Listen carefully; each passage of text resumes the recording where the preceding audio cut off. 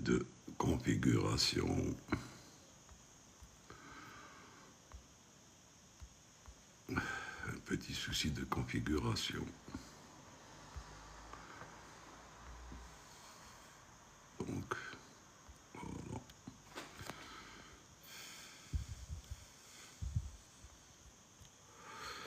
Salut. Salut tout le monde. Je ne sais pas ce qui s'est passé. Salut. Vous m'entendez bien?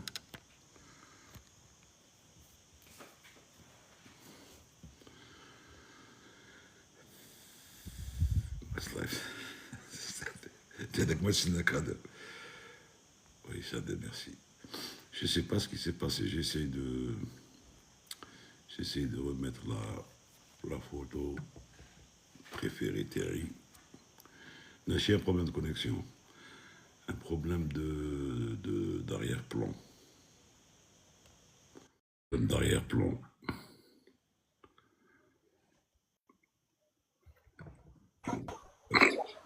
Salut. Salut Nordine. Ça va, tu vas bien? Ça va, et toi? Ça roule. Yes. Hola, Nordine. JB. Salut Lies. Live from le bureau. Voilà. Live from the Cadre de caméra. Qu'est-ce que je vous ai demandé? عنديش كاميرا يا رجل. Et tu as la caméra ici. Ah non, tiens, tu l'as pas. Tu l'as sur l'autre compte. Tu l'as sur le compte. عطينا اسمع عطينا لي فولوور يتبعونا سيدي كيفاش ندير؟ ادعي.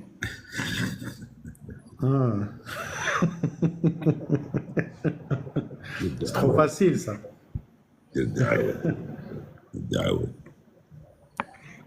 J'arrive pas.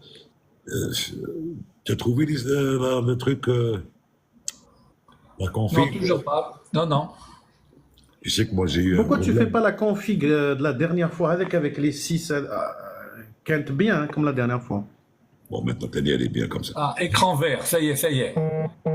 Il y a marqué écran vert. Oui. Alors, on va faire la même chose parce que moi aussi j'ai eu un problème. Je viens d'avoir un problème. Vas-y.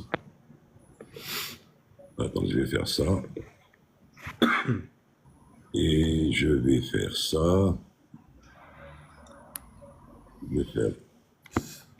حمزه بنابيل قالت لي 100 ليفول غراتوي هاي اللي راح سيدي معليش درنا Alors, j'ai متابعه كيما يقولوا. Ah d'accord, attends, non, c'est pas ça. Écran vert et tu appuies, tu cherches une photo. Écran vert, flèche vers le bas et tu cherches une photo. Alors attends, effet. Voilà. سي بون عاود ولات صاي. Voilà, ouais.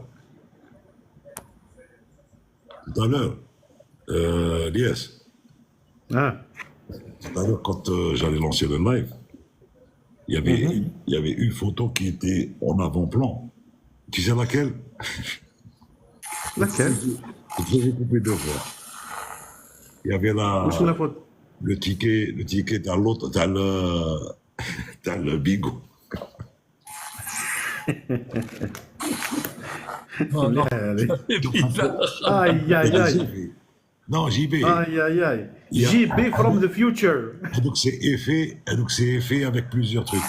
Il y a un écran green screen avec un planche en bas.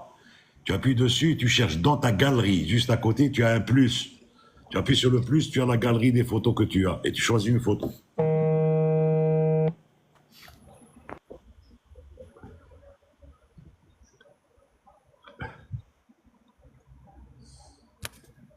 Oui, à moi, c'est Mimoni, Captain Mimoni.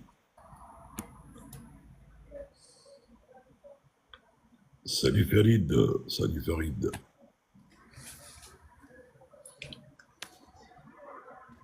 Salut tout le monde. Ça va Farid? Ça va. Pourtant, la dernière fois, on avait réussi. Captain Gain nous avait montré une île paradisiaque derrière. Vous vous rappelez pas? Mais je ne sais pas à quoi il s'amuse. Ah, voilà, vous allez voir le futuriste. Voilà. Ah, au futuriste. Ah, Attends, on va le laisser jusqu'à ce qu'il trouve le truc. Lève ça. Allez. On va trouver, il va trouver là, ça. Il va la trouver. C'est ça la vérité. C'est dans Tendance, il y a le green screen avec la flèche vers le bas en blanc. Il faut appuyer dessus. Ensuite, il y a à côté, il y a un plus. Il faut appuyer sur le plus. Et donc, le plus va te donner accès à ta galerie de photos. Dans la galerie de photos, tu appuies sur n'importe laquelle que tu veux. Bon, on va en rester là. Malish, je reste avec, vous verrez mon bureau là, ça y est. Pour le moment, voilà. De toutes les manières, je vais te dire, Ouais. pour le moment, j'ai une bonne truc, mais à partir de mercredi, je redescends dans des latitudes plus basses et ça sera pas extraordinaire au niveau de la. Je pense que je pourrais pas passer en vidéo. Ouais. Voilà. Oui, effectivement, je maîtrise mieux le 37 et le 27 que TikTok, effectivement. Que le TikTok. Flower, c'est quoi le thème du meeting? Vous avez reçu le rapport du vote de la TA que je vous ai envoyé sur WhatsApp? Vous avez reçu? Oui, on a reçu, ouais. Ben, c'est ce qu'on avait dit au début. Vous l'avez déjà lu, oui. C'est ce qu'on avait pratiquement dit au début. Grosso modo, c'est ce qu'on avait dit au début. On constate en fait qu'il y a eu Ça confirme. répétitive, puisque ils avaient une alarme comme quoi le de-icing déconnait, ils ont coupé, ils ont remis, ils ont coupé, ils ont remis, sans aller plus avant, quoi. Voilà. C'est ce qu'on disait très Et en souvent. plus de ça, Pour Farid, hein. Vous voyez, c'est tout le problème dans la prise de décision dans un avion, c'est d'arriver à l'identification. Souvenez-vous ce que je vous avais dans la vidéo que j'ai fait sur le schéma comportemental de Rasmussen, on arrive à l'identification du problème. Et c'est quand il y a une erreur sur l'identification, évidemment, il y a une erreur sur la procédure derrière, bien évidemment. D'accord, les gars, ils ont une alarme qui leur dit wing anti-ice fail whatever. Bon, ils ont un problème, donc à ce moment-là, la procédure, elle doit être écrite quelque part. Si le truc ne marche pas, ben, bien évidemment, on descend vers des températures plus élevées et on sort de la zone de givrage, tout simplement. Sauf que quand il n'y a pas bonne identification du problème, quand on croit que c'est une fausse alarme ou que sais-je encore, eh ben voilà, on en arrive à prendre la mauvaise procédure. Voilà. C'est dommage. Et ça confirme aussi il y ce avait, que disait Captain ils l'ont Elfedir, maintenu. les pilotes morts ont toujours tort. exactement. Non, Farid, c'est pas qu'ils ont toujours tort. Farid, non. Mais c'est qu'ils ont toujours tort. Là, maintenant, c'est confirmé. C'est-à-dire que le FDR et le CVR, tu sais, c'est pour ça que moi, je te dis, chaque fois, il faut jamais se précipiter. L'analyse, tant bien même elle est d'un expert, il faut jamais anticiper. Donc, il n'y a pas de rapport factuel. Il y a eu déjà le jet du rapport factuel parce que, apparemment, c'était flagrant.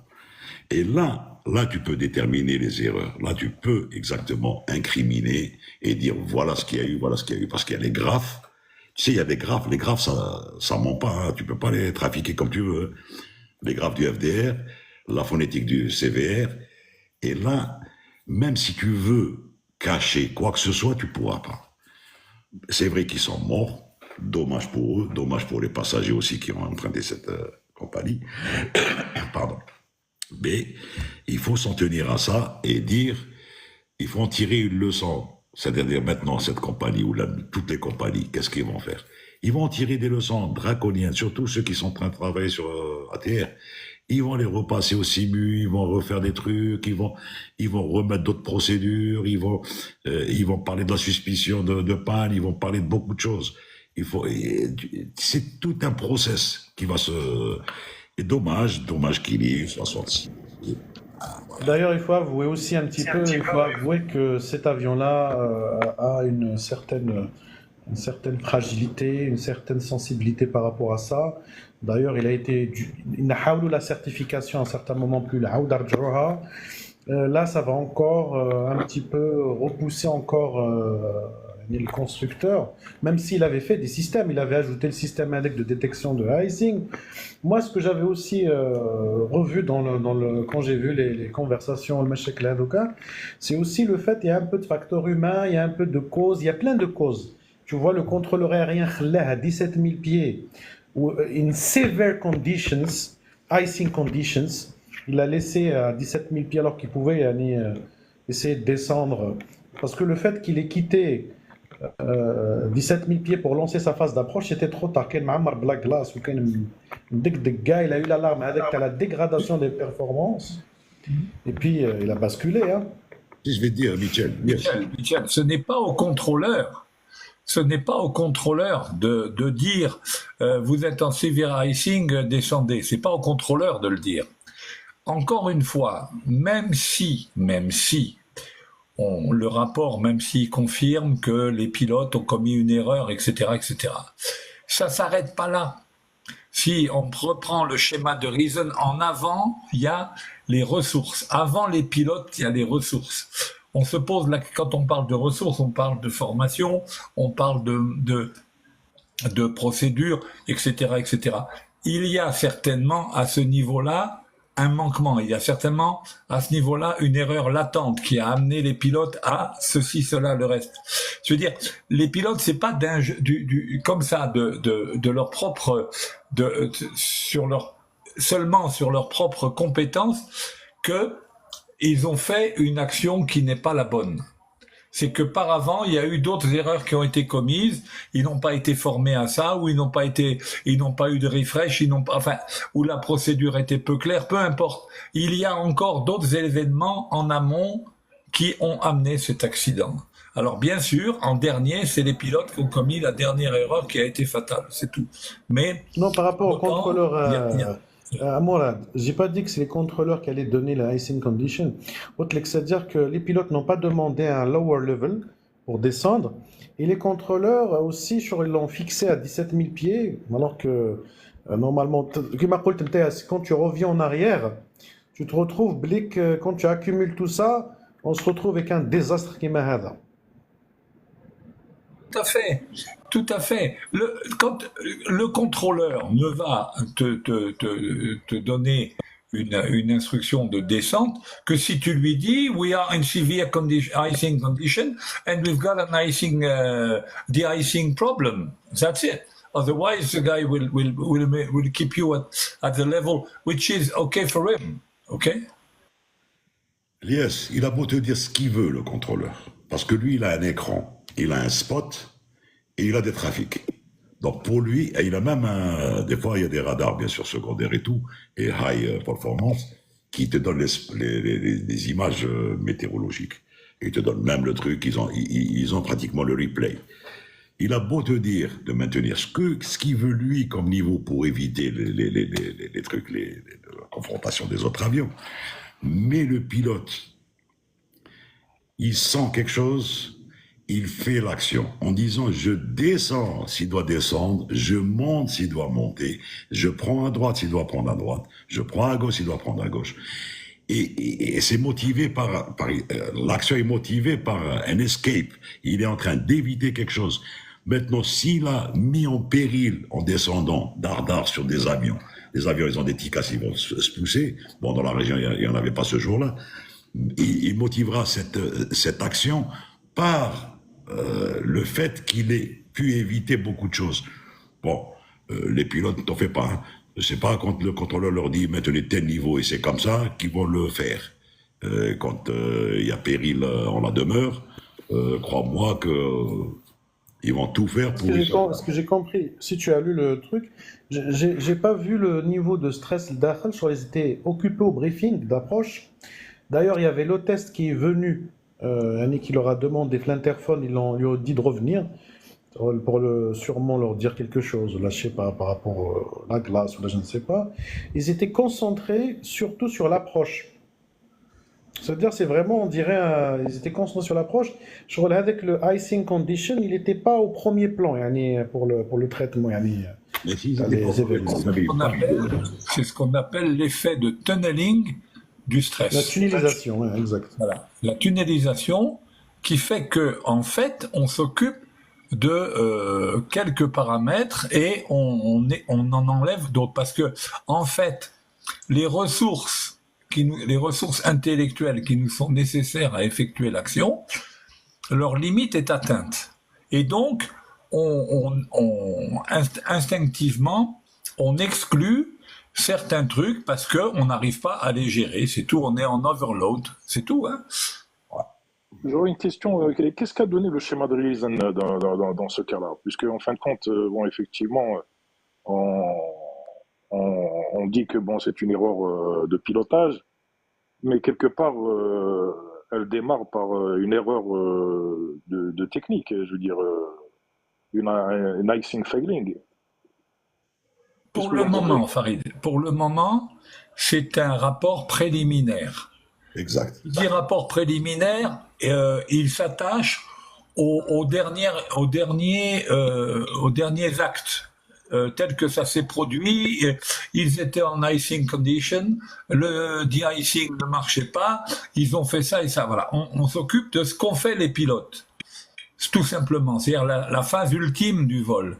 Maintenant, la commission d'enquête, pour justement, comme disait Nourdine, pour que tous les enseignements soient tirés, aussi bien pour la compagnie que pour toutes les compagnies qui utilisent, enfin qui exploitent cet avion, que pour le fabricant de cet avion, etc., etc.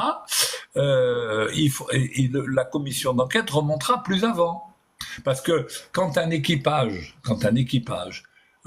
qualifié sur une machine, soyons clairs, net et précis, un équipage qualifié sur une machine qui est supposé avoir passé ses simulateurs, qui est supposé avoir passé ses type ratings, etc., il rencontre un problème, une panne du système de dégivrage, qui est une panne qui est incluse dans le manuel d'exploitation, enfin dans le manuel d'opération de l'avion, etc., etc. Si cet équipage n'est pas capable de gérer cette panne, on va automatiquement se poser des questions sur la formation qu'ils ont suivie, sur quand est-ce qu'ils ont passé leur dernier simulateur, qu'est-ce que le simulateur comprenait comme truc, les manuels qui sont à disposition des équipages, les recurrent training qu'ils ont suivis, etc., etc. Après, on trouve qu'il y a eu une défaillance au niveau de la formation. On va remonter plus haut. On va voir le directeur de la formation, pourquoi la formation de ces pilotes ne se passe pas correctement. Ah, parce qu'on ne lui a pas donné assez de moyens. Alors après, on va remonter jusqu'à la direction générale de la compagnie. Pourquoi vous n'avez pas donné les moyens nécessaires, les moyens financiers nécessaires pour que les pilotes soient formés valablement. Voilà ce que va donner Reason. D'accord. Donc, si vous voulez, comme ce n'est qu'un rapport préliminaire, il n'embrasse pas toute la démarche.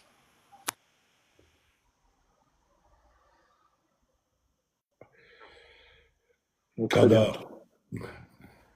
ton ami qui t'a demandé le truc sur l'ILS est monté. Kada, vas-y, ouvre ton mic. Attends. Salut. La fatigue. Salut. Salut. اطلق. Ada. Regarde bleu. دوكا تسمعوا راني نحيت الكيتمان هذاك. C'est bien. C'est bon. Donc, I want to ask about the VOPAS flight of ATR 72. How difficult is it to a T-tail plane, a plane with a T-tail كيما 727 ولا ATR ولا Dash 8 ولا, to escape from stall or a deep stall before it becomes deep stall, because the wings are covering the tail when it is stalling. تما التايل يكون شغل ما يخدمش كي ديجا يدخل في السطور. كيفاش يقدروا مع الاول برك في الديبي كيفاش تم ينحيوها؟ As a matter of fact, when you are I mean, the detail is a factor, is a design which is favorable to the deep stall. That's it. I mean, the probability to get into deep stall with a T-tail is greater than getting into deep stall with a normal configuration, okay, empennage configuration. But however, in both cases, deep stall can occur on any airplane, okay? When you are in a deep stall, there is no way you can get out of it. For a very simple reason is that your horizontal tail unit has stalled already. And therefore, the elevator has no efficiency at all. Therefore, you cannot do anything to reduce the pitch. Nothing. It's when you get into this, it's all done, okay? You have no chance to get out of here, okay? That is a problem. I mean, when you are flying that kind of an airplane, you know that you have to prevent, by all means, getting into stall, and specifically into deep stall. When you are in deep stall, it's almost impossible to get out of it. What about early stages of stall؟ شغل stall ماشي deep stall تاع سي بون كاريمون طاح تاع شويه برك اسك تي تيل صح صعيب على normal tail ولا لا؟ The problem is when you stall with a clean wing. With a clean wing, you can feel that you are getting into stall. Because the stall will occur at a relatively high angle of attack. But when you are under icing condition, and apparently they were under heavy icing conditions, therefore, the angle of attack at which the wing will stall is much, much, much lower than the one that you expect. And therefore, you cannot say what will happen on the wing, because the turbulent airflow at the back of the wing will occur even at a very low angle of attack, and that's it. Therefore, even the stall warning might not sound, okay, because the critical angle of attack has not been reached, and that's it, okay. Exactly. Merci, thank you so much. Welcome, Kada. Écoutez le chat, si vous ne likez pas, je vais couper les commentaires jusqu'à ce qu'on arrive à 100 000 likes. Comme ça, je dois... Ah oui, Non, parce qu'il m'est relou. celui qui veut poser une question, il n'a qu'à demander, pose la question. Voilà.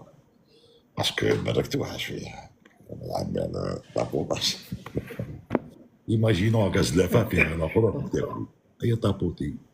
c'est comme ça, c'est simple. Oui, il y a notre ami qui est parti à la retraite hier, oui, Mouloudio, Mimouni, effectivement, on lui souhaite une bonne retraite. Bienvenue au club. Bonne retraite, Mimouni. Nous avons des Ça places nous dans les rajeunit pas, Djimak, bah. Mimouni, je crois que je l'ai eu comme copilote sur 37. Exact, oui. Voilà.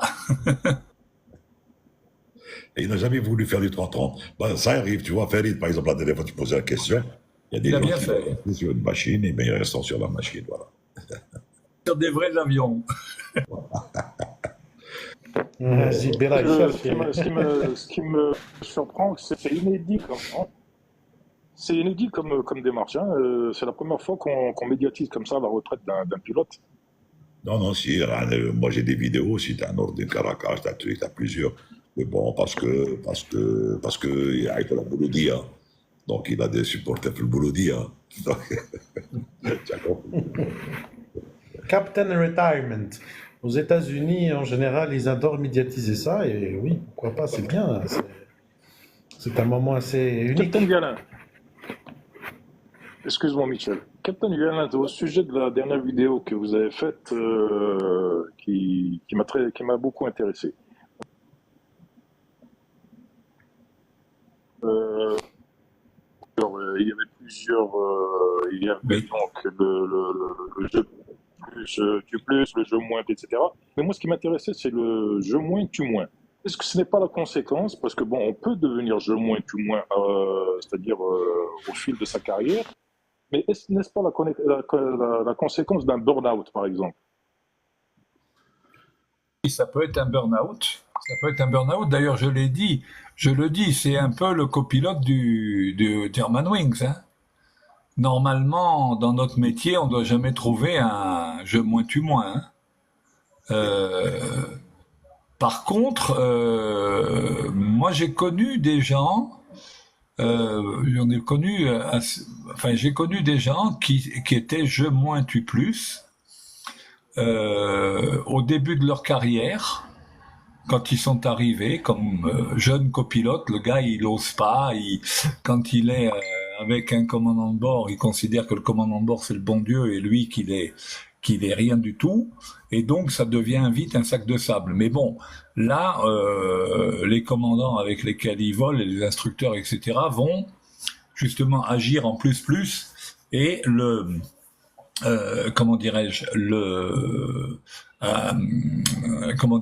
motiver et le soutenir. Ils vont lui faire un soutien pour qu'il acquiert de l'assurance et donc de la self-esteem. Voilà.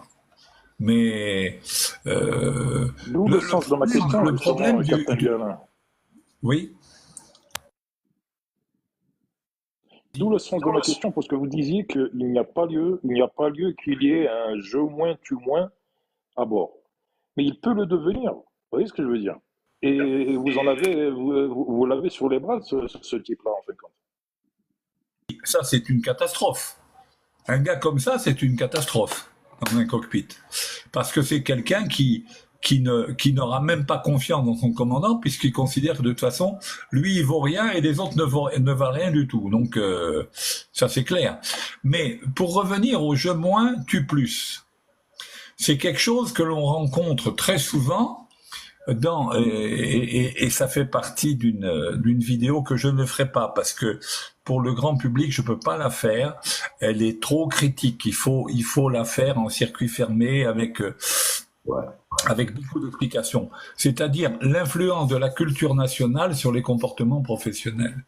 Et dans les sociétés avec une forte distance hiérarchique, c'est-à-dire les sociétés dans lesquelles il est difficile de parler au père, déjà dans la famille, et dans les sociétés dans lesquelles il est difficile pour un fils de contredire son père, et dans la vie de tous les jours, pour un subalterne de s'adresser à son supérieur, et dans la société dans lesquelles le supérieur considère qu'il n'a pas à prendre l'avis de quelqu'un qui est placé en dessous de lui, dans ce type de société, on a beaucoup de gens qui sont je moins tu plus parce que ils reproduisent dans le milieu professionnel un comportement hérité d'une culture familiale dans des sociétés patriarcales. Et donc ça c'est un véritable problème quand on est dans des sociétés comme cela, et on s'est aperçu par exemple qu'il y a une étude de Boeing qui démontre que il y a 2,5 fois plus d'accidents dans les sociétés justement à forte distance hiérarchique, comme les sociétés japonaises, coréennes, etc., les sociétés où donc il y a une tendance au patriarcat, que dans les sociétés où la société est plus égalitaire. Mais là encore, je veux pas aller trop loin parce que je vous dis, c'est quand je fais ce cours, je suis obligé de prendre plein de précautions avant, de manière à ne pas générer de remous. Donc je ne le ferai pas, certainement pas ici.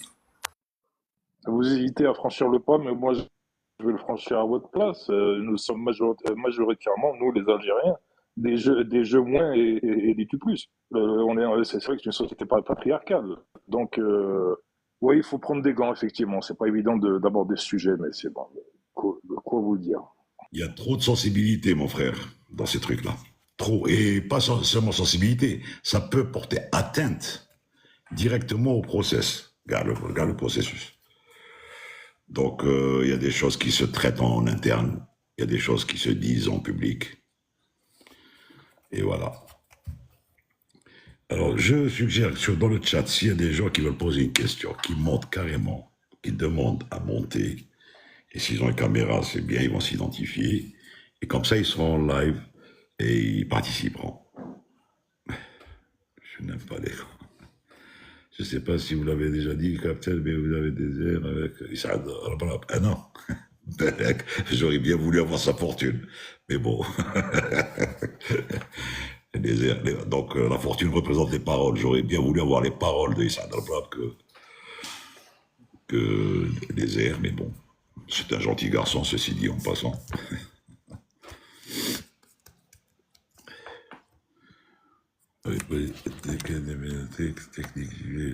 Alors, tiens, très bien, tac, tac, tac. Parce que les gars qui montent, s'ils veulent monter, ils ont qu'à demander à monter.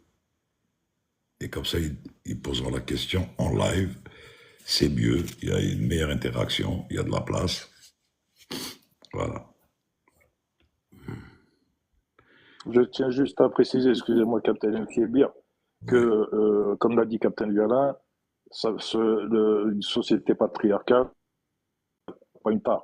Disons que ce que veut dire Captain Violin, c'est la chose suivante. C'est-à-dire que dans ce métier-là, ça peut causer problème, comme l'a découvert Boeing.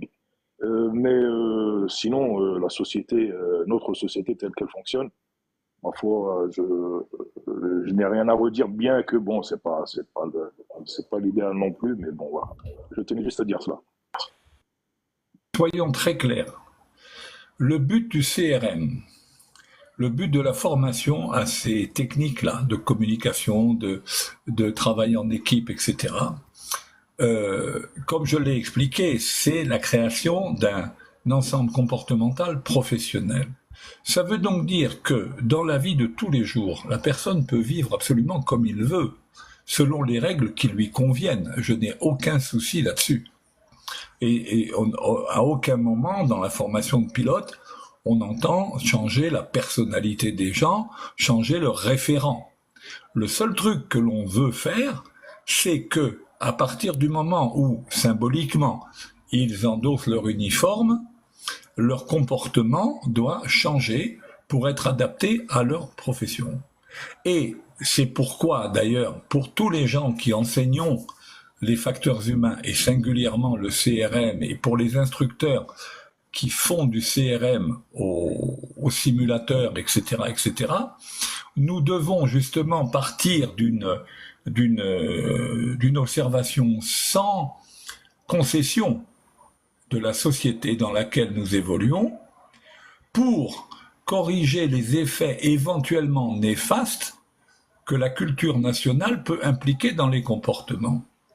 Et la culture nationale n'est pas toujours néfaste au métier. Il y a dans la culture de notre pays un autre critère qui est un faible évitement de l'incertitude, ce qu'on appelle faible évitement de l'incertitude. C'est-à-dire que les gens n'ont pas besoin que le chemin devant eux leur soit complètement tracé pour faire des choses. Combien de fois on entend des gars qui se lancent à faire quelque chose où ils disent « Rabbi amal tawil ». D'accord ? C'est-à-dire que le gars a conscience au départ qu'il ne sait pas trop comment faire, comment arriver à l'objectif, mais il va se lancer et éventuellement il va trouver la solution qui va régler son problème. Alors ça permet, pour les pilotes, ça permet une grande adaptabilité aux situations totalement imprévues. Donc ça, c'est une qualité. Mais le corollaire de ça sera peut-être une faible tendance à l'application des procédures. Donc, si vous voulez, on est obligé, quand on forme des gens à ce métier, on est obligé donc de partir de ces constats tout à fait objectifs sur la société et sur l'influence qu'elle peut avoir sur les comportements, et repartir de là et, si vous voulez, dire attention, ça c'est pas valable dans ce métier, donc il va falloir agir différemment. Ça, on peut l'exploiter, etc., etc. Vous voyez, c'est toute une alchimie qui requiert de la part des services de formation, etc., d'une compagnie aérienne, un très gros travail préparatoire pour savoir qu'est-ce qu'on va dire, qu'est-ce qu'on va faire. Il en va de même, par exemple, pour le statut de la femme dans une société. D'accord ? Quand on vole avec des copilotes femmes, ou avec des commandants femmes et un homme comme copilote, et aussi il faut gérer ça quand on vient d'une société dans laquelle l'égalité des sexes n'est pas une vertu primordiale. Voilà. Tic. Bonsoir à tous. Excusez-moi Mourad, hein, je voulais pas vous couper pendant que vous étiez en train de parler. Donc déjà bonjour à tous, bonsoir. Déjà merci parce que vous êtes devenu Bonjour, le bonsoir. rituel, vous êtes devenu le rituel du soir à partir de 17h30, 18h. Donc merci déjà pour répondre à nos questions. Euh, Plaisir. alors ma question elle va principalement se poser, enfin mes questions plutôt ce sera plus sur le décrochage de l'aéronef. Aujourd'hui, en tant que pilote et en école, est-ce qu'on vous apprend à gérer le décrochage en simulateur ou en réel? Le simulateur, le décrochage se travaille d'abord et avant tout en réel sur les petits avions. En réel, hein. D'accord. Donc on peut le réaliser tout à fait manuellement. Ah oui, oui, absolument. On fait tous les types de décrochage. On fait Très bien. décrochage moteur réduit, décrochage moteur avec puissance, décrochage volet rentrée, décrochage volet sortie, décrochage volet train sortie, décrochage volet train rentrée, etc., etc. D'accord. Et aujourd'hui, en cas de décrochage, le poids de l'avion, il influe directement, on est d'accord? Sur le poids de l'avion influe dans la mesure où le décrochage apparaît à un angle d'incidence donné, qui est fixe, pour une configuration donnée, bien sûr, hein. L'angle d'incidence auquel le décrochage se produit est toujours le même. Pour une configuration donnée, quand je dis ça, je veux dire que si les volets sont rentrés, l'avion décroche à un certain angle. Si les volets sont sortis et selon leur braquage de sortie, il décrochera à un autre angle, hein. Ok, ça on D'accord. s'entend bien. Maintenant, la vitesse à laquelle il décrochera dépendra du poids. Du poids de l'avion. D'accord. Exact. Et on vous entraîne du coup au décrochage avec un aéronef léger et un aéronef en surcharge, par exemple. C'est pas le but. Le but n'est pas de décrocher. Il n'y a aucune différence entre décrocher avec un poids important et décrocher avec un poids faible, puisque la seule différence, c'est essentiellement la vitesse à laquelle l'avion décroche. Ok, d'accord. Bah écoutez, merci, c'était ma question du soir. Merci beaucoup. Donc, Et n'aie pas peur de tapoter encore même, si tu as besoin. il n'y a pas de problème, je me casse le pouce. Salut, merci. Oui, il a dit, bon, ça c'est pour le 3, c'est pour le 330, pour le 350, 380, la floor protection. Mais bon, on imagine que, on parle en général dans le commun des avions qui n'ont pas ces protections-là, quoi.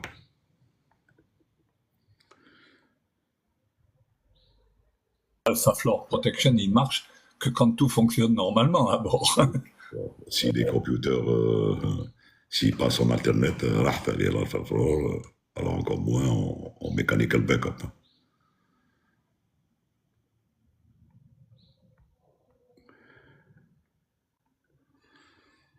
Notre mascotte du jour doit être quelque part. Oui, mais il n'était pas à Tam, Morad. Alors, il était aussi, mais il est rentré, il a fait Bruxelles, il est rentré, on l'a appelé, il a fait Tam, je pense, Jeddah ou Médine, quelque chose comme ça.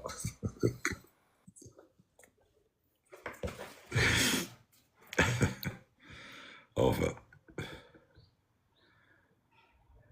j'ai une entorse au pouce. Donc, eh ben, allez, essayez de... Bon, de toute façon, je pense que l'entorse au pouce, bon, ne me fait pas dire ce que j'ai pas envie de dire. Ah, Chanel est au courant de son programme, il est à Pékin. Il va d'un côté d'un côté à l'autre, hein, est-ouest. Hein. Dites-moi, sinon, la constatation d'une erreur pilote provient-elle obligatoirement d'une erreur en amont latente, telle que le dit le schéma de Reason? Y a-t-il eu un cas où le commandant ou le pilote, les pilotes, lors d'une enquête, où ce schéma a été mis en œuvre, où le commandant était seul responsable, sans latence? Précisez votre question. C'est-à-dire que on dit qu'obligatoirement, il y a latence. Il y a obligatoirement une erreur qui a été commise d'après le schéma de Reason. D'ailleurs, vous schématisiez cela par des murs. Bon, en réalité, bon, c'est le schéma de Reason, c'est plutôt les mentales ou le gruyère, on va dire, c'est des trous, c'est ça, hein, c'est schématisé comme cela. Oui, oui, bien sûr. Mais est-ce que obligatoirement, lors d'un crash, obligatoirement, il y a latence? Est-ce que, et obligatoirement, il y a eu une chaîne d'erreurs? Toujours, pratiquement toujours. Pratiquement toujours. Regardez, si on prend l'exemple de Germanwings, le copilote, bon, le commandant sort du cockpit pour un besoin naturel, là-dessus, jusque-là, il n'y a pas de problème. Le copilote reste au poste tout seul et décide de précipiter l'avion dans la montagne. Il y avait un moyen de faire ouvrir la porte, c'était de créer une dépressurisation. Il suffisait de prendre, bien sûr c'est quelque chose de gravissime, mais quand même, on prenait une hache et on a des haches à bord, on cassait un hublot, on avait une dépressurisation et la porte du cockpit était forcément ouverte. Et ça n'a pas été fait. Alors, vous voyez bien que même quand il n'y a aucune erreur, quand il n'y a aucune défaillance, que c'est juste la volonté d'un mec de se tuer, il y avait une solution et cette solution n'a pas été prise parce que le commandant peut-être l'ignorait ou que sais-je encore, enfin bon, peu importe. Moi, des gens qui font du 320, ça, je parle sous leur contrôle, m'ont dit qu'il y avait en fait le code qui est connu des PNC et il y a un autre code qui n'est connu que des deux pilotes. Et que ce code, comme l'avion en question venait de Lufthansa, il était en lease chez Germanwings, ce deuxième code de sécurité de la porte du poste de pilotage n'avait pas été communiqué, il n'était pas connu des deux pilotes. Donc le commandant de bord ne le connaissait pas. Donc il n'a pas pu utiliser ce code. Mais encore une fois, je parle sans avoir la responsabilité de quoi que ce soit, c'est des gars qui font du 320, qui me l'ont dit. Alors, est-ce qu'ils se sont trompés ou pas, je n'en sais rien. Mais toujours est-il, ce dont je suis sûr, c'est que si ils avaient créé une dépressurisation, la porte du cockpit s'ouvrait. Nadir, parlez-nous de l'influence de Volcanic H sur les avions. Toutes les conséquences sont claires, nettes, précises sur les réacteurs, sur la carlingue, sur les Windows. Surtout, ça peut aller, si le gars ne fait pas attention à ses H-TAM, les NOTAM concernant le volcanique, ou s'il se fait prendre par inadvertance par un volcan qui s'allume, parce que c'est pas une science exacte, les tremblements de terre, les trucs et tout. Bon, mais en général, c'est des trucs qui sont très suivis, et il y a des NOTAM concernant ça. Approchant un phénomène comme ça, c'est du 180 degrés direct, c'est-à-dire faire demi-tour et ne pas essayer du tout ni de franchir, ni d'essayer d'escaper à droite ou à gauche, c'est de 180 degrés. Ça, c'est la première procédure à faire. Parce que s'il se fait prendre dans une tourmente comme celle-là, les réacteurs peuvent s'éteindre d'une façon tout de suite, parce que c'est de la ferraille qui est envoyée là-bas, c'est des calamines, ça peut éteindre un réacteur en un rien de temps. Et ça s'est déjà vu, il y a eu un avion qui a eu ça, et qu'il a fallu qu'il descende vraiment vers, je sais pas, vers les niveaux 200 et trucs, quand il est sorti de ce nuage volcanique, et qui a pu réallumer ses réacteurs. Bon, mais il faut éviter, on a les moyens pour ça quand il y a un volcanique H, il y a des NOTAM qui avertissent, il y a même au niveau du radar, ça va se voir, et de visu quand c'est de jour, ça va se voir, de nuit aussi, ça va se voir. Bon, le nuage ne se verra pas de nuit, mais dans le radar, on le verra. Il faut éviter ça, sinon c'est les réacteurs qui vont prendre fin. Et c'est comme ça, donc si se retrouve avec 2 réacteurs en moins, tu m'as compris, Nadir, hein? C'est pas une situation souhaitable pour quiconque. Et c'est très abrasif, comme tu dis, ça, effectivement, c'est abrasif.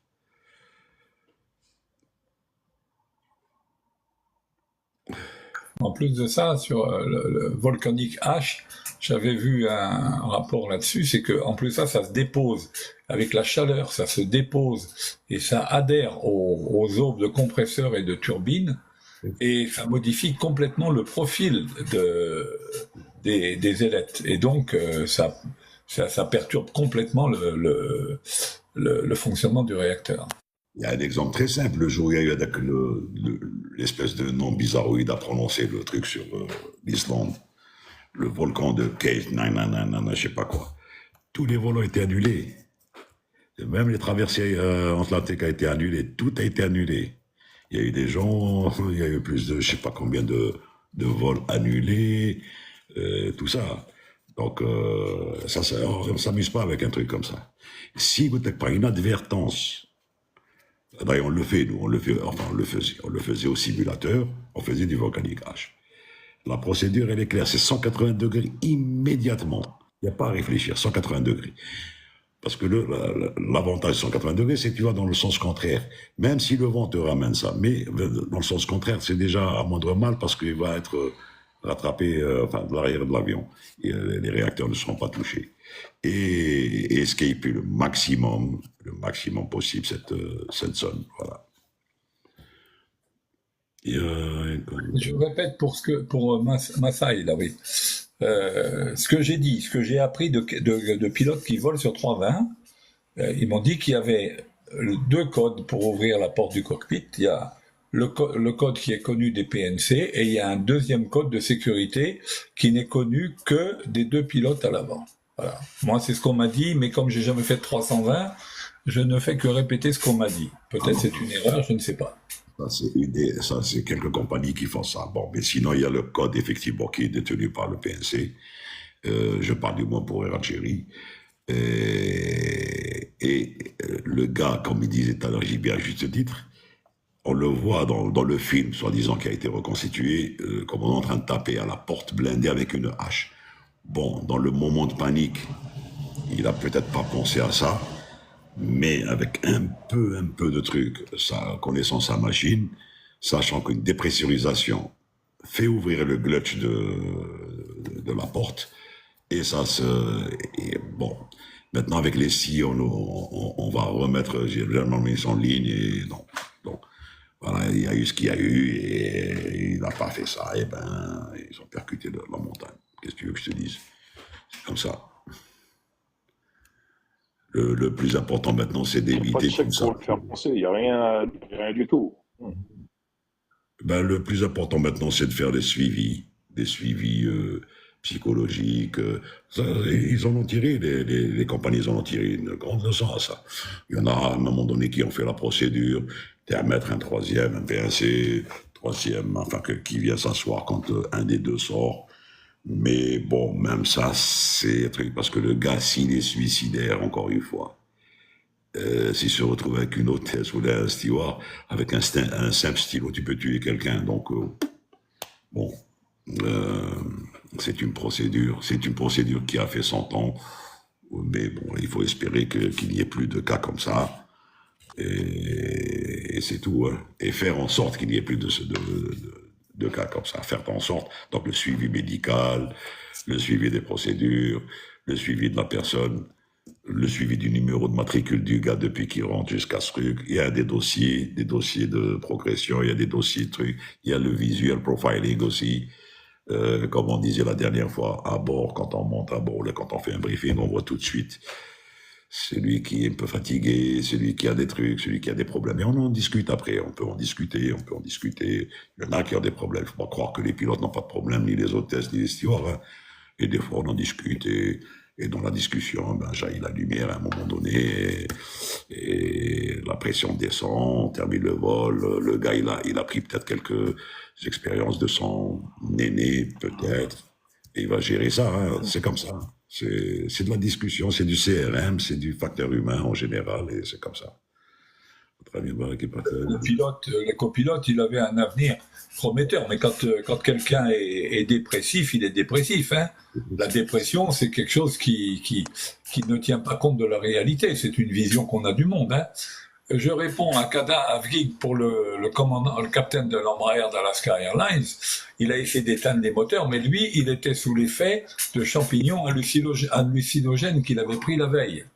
Exact. Lui, c'est pas pareil. Lui, heureusement, c'était sur un 37. Il a essayé de tirer les coupe-feux, mais les coupe-feux sur le 37, quand ils sont pas allumés, il y a un verrouillage en dessous. Donc, il faut avoir les deux mains, il faut déverrouiller en dessous et tirer le coupe-feu. Donc là, si vous voulez, en essayant simplement de tirer le coupe-feu, ça marche pas. Voilà. Mais les deux pilotes l'ont vu essayer de tirer les coupe-feu, donc ils l'ont bloqué tout de suite. Voilà. Mais après, ce que l'histoire raconte aussi, c'est que après ils l'ont mis à l'arrière et il a essayé d'ouvrir une porte de l'avion en vol. Bon, il n'a pas pu. Du coup, les PNC l'ont complètement ceinturé, l'ont attaché, et on n'en a plus parlé jusqu'à l'arrivée du vol. Et le gars, d'ailleurs, devait passer en procès incessamment sous peu, là. Oui, Sid, ton micro. Sid, Oui, salut Noten, ça va? salut, Bonjour tout le monde. salut. Tu connais Sid, JB? Bonsoir. Sid de l'opération? Non, il est chef de cabine en Algérie. Non, ça me dit rien, mais... Au chapeau. Moi, je connais bien Ex-Antinéa. Ah oui, oui, d'accord, ça y est, ça me revient, autant pour moi, oui, ok. Ça va? Ça va, Sid? Ça va Noten, tu vas bien? Oui, très bien. Vas-y. Qu'est-ce que tu... Ouais, je voulais juste préciser pour la H, elle a été éliminée en cabine sur les avions moins de 200 sièges. Peut-être qu'ils ont eu ce problème-là sur le 320. Maintenant, la H, elle est uniquement sur le cockpit. Sur les grands porteurs, on la trouve en cabine, mais pas sur les moyens courriers. 800, les 320, il n'y a plus de H en cabine. Et ça cause problème et on a relevé ce problème. Justement, à l'aide de la dépressurisation AD, parce que c'est la seule solution, les Canadiens, les Allemands, c'est de casser un hublot, créer une dépressurisation, les panneaux sur les Boeing qui étaient hauts, sur la porte 321 et tout. Pour les codes, c'est un peu plus compliqué parce que le pilote pouvait refuser. Ça veut dire, s'il refuse l'accès, le code ne marche pas. Parce que le code est fait, on ne sait jamais, Il est sur la position denied. exactement. Mais c'est denied et c'est éliminé. Il élimine le code. Ouais. Donc, la seule solution, c'était la dépressurisation, mais je crois qu'ils n'avaient pas de H en cabine. Enfin, ce qu'ils ont montré dans le reportage, c'est qu'ils avaient une hache. Maintenant, alors, tu voyais le truc. Mais maintenant, même, il n'y avait pas une hache. C'est la panique qui a fait ça. Quand on pense Oui, à la dépressurisation, Ça fait partie, vous voyez, là, ça fait partie on micro aussi. des erreurs latentes. Moi, je me souviens, il y a combien? Il y a 20 et quelques années, c'était le 11 septembre 2001. Juste après le 11 septembre, j'avais assisté à une conférence de sécurité chez Airbus à Toulouse. Et suite à ce qui s'est passé le 11 septembre, tout un chacun y allait de sa solution pour sécuriser la porte du poste de pilotage. Alors, avant que l'on ait bien sûr des portes blindées comme maintenant, d'aucuns disaient qu'on allait mettre une barre en travers de la porte, qu'on allait bloquer les blow-up panels qu'il y avait sur les 37 en particulier, enfin sur tous les avions. On avait des panneaux qui, sous l'effet d'une différence de pression entre le poste et la cabine, allaient s'ouvrir pour équilibrer les pressions, pour éviter qu'il y ait un collapsus du cockpit, etc., etc. Tout le monde y allait de sa solution. Et là, voilà, je vois que donc on a supprimé la hache dans la cabine des avions de moins de 200 sièges. Pourquoi moins de 200 sièges? J'ai pas compris, d'accord. Et voilà, une décision prise par des gens assis derrière leur bureau et qui peut, à un moment, donc c'est ce qu'on appelle typiquement une erreur latente, qui n'a pas de conséquences, sauf quand il y a un événement particulier qui se produit et que on aurait besoin de cette hache dans la cabine. Voilà. Avocate, maître. Avocate, maître.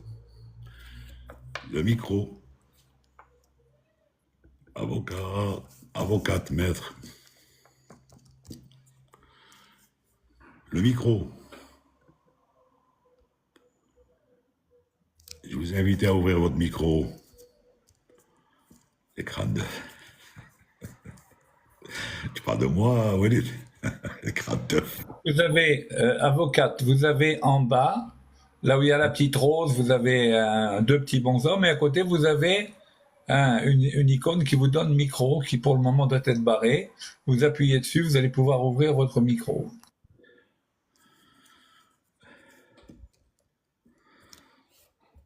Bon, déjà, quand on s'appelle avocate, maître, je doute que ce soit... Enfin, je veux pas. Je t'ai relancé pour allumer le micro. Allume ton micro, appuie sur... Bon, elle a changé de page. Non. Micro, avocate. Bon. Essaye sur la fréquence d'urgence. Là, elle change de page.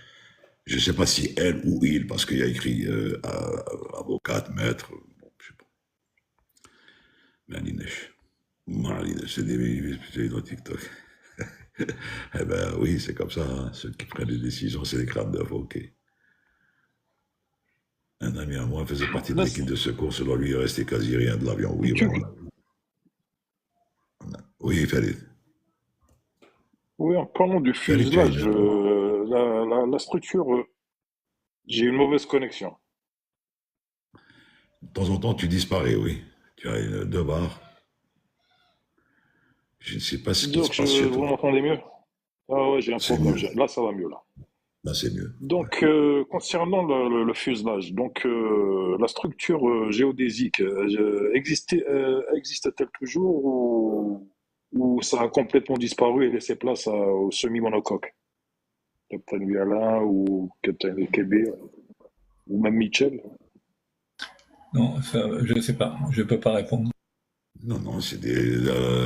sur le monobloc, il concerne le tout jusqu'à pratiquement la sortie APU.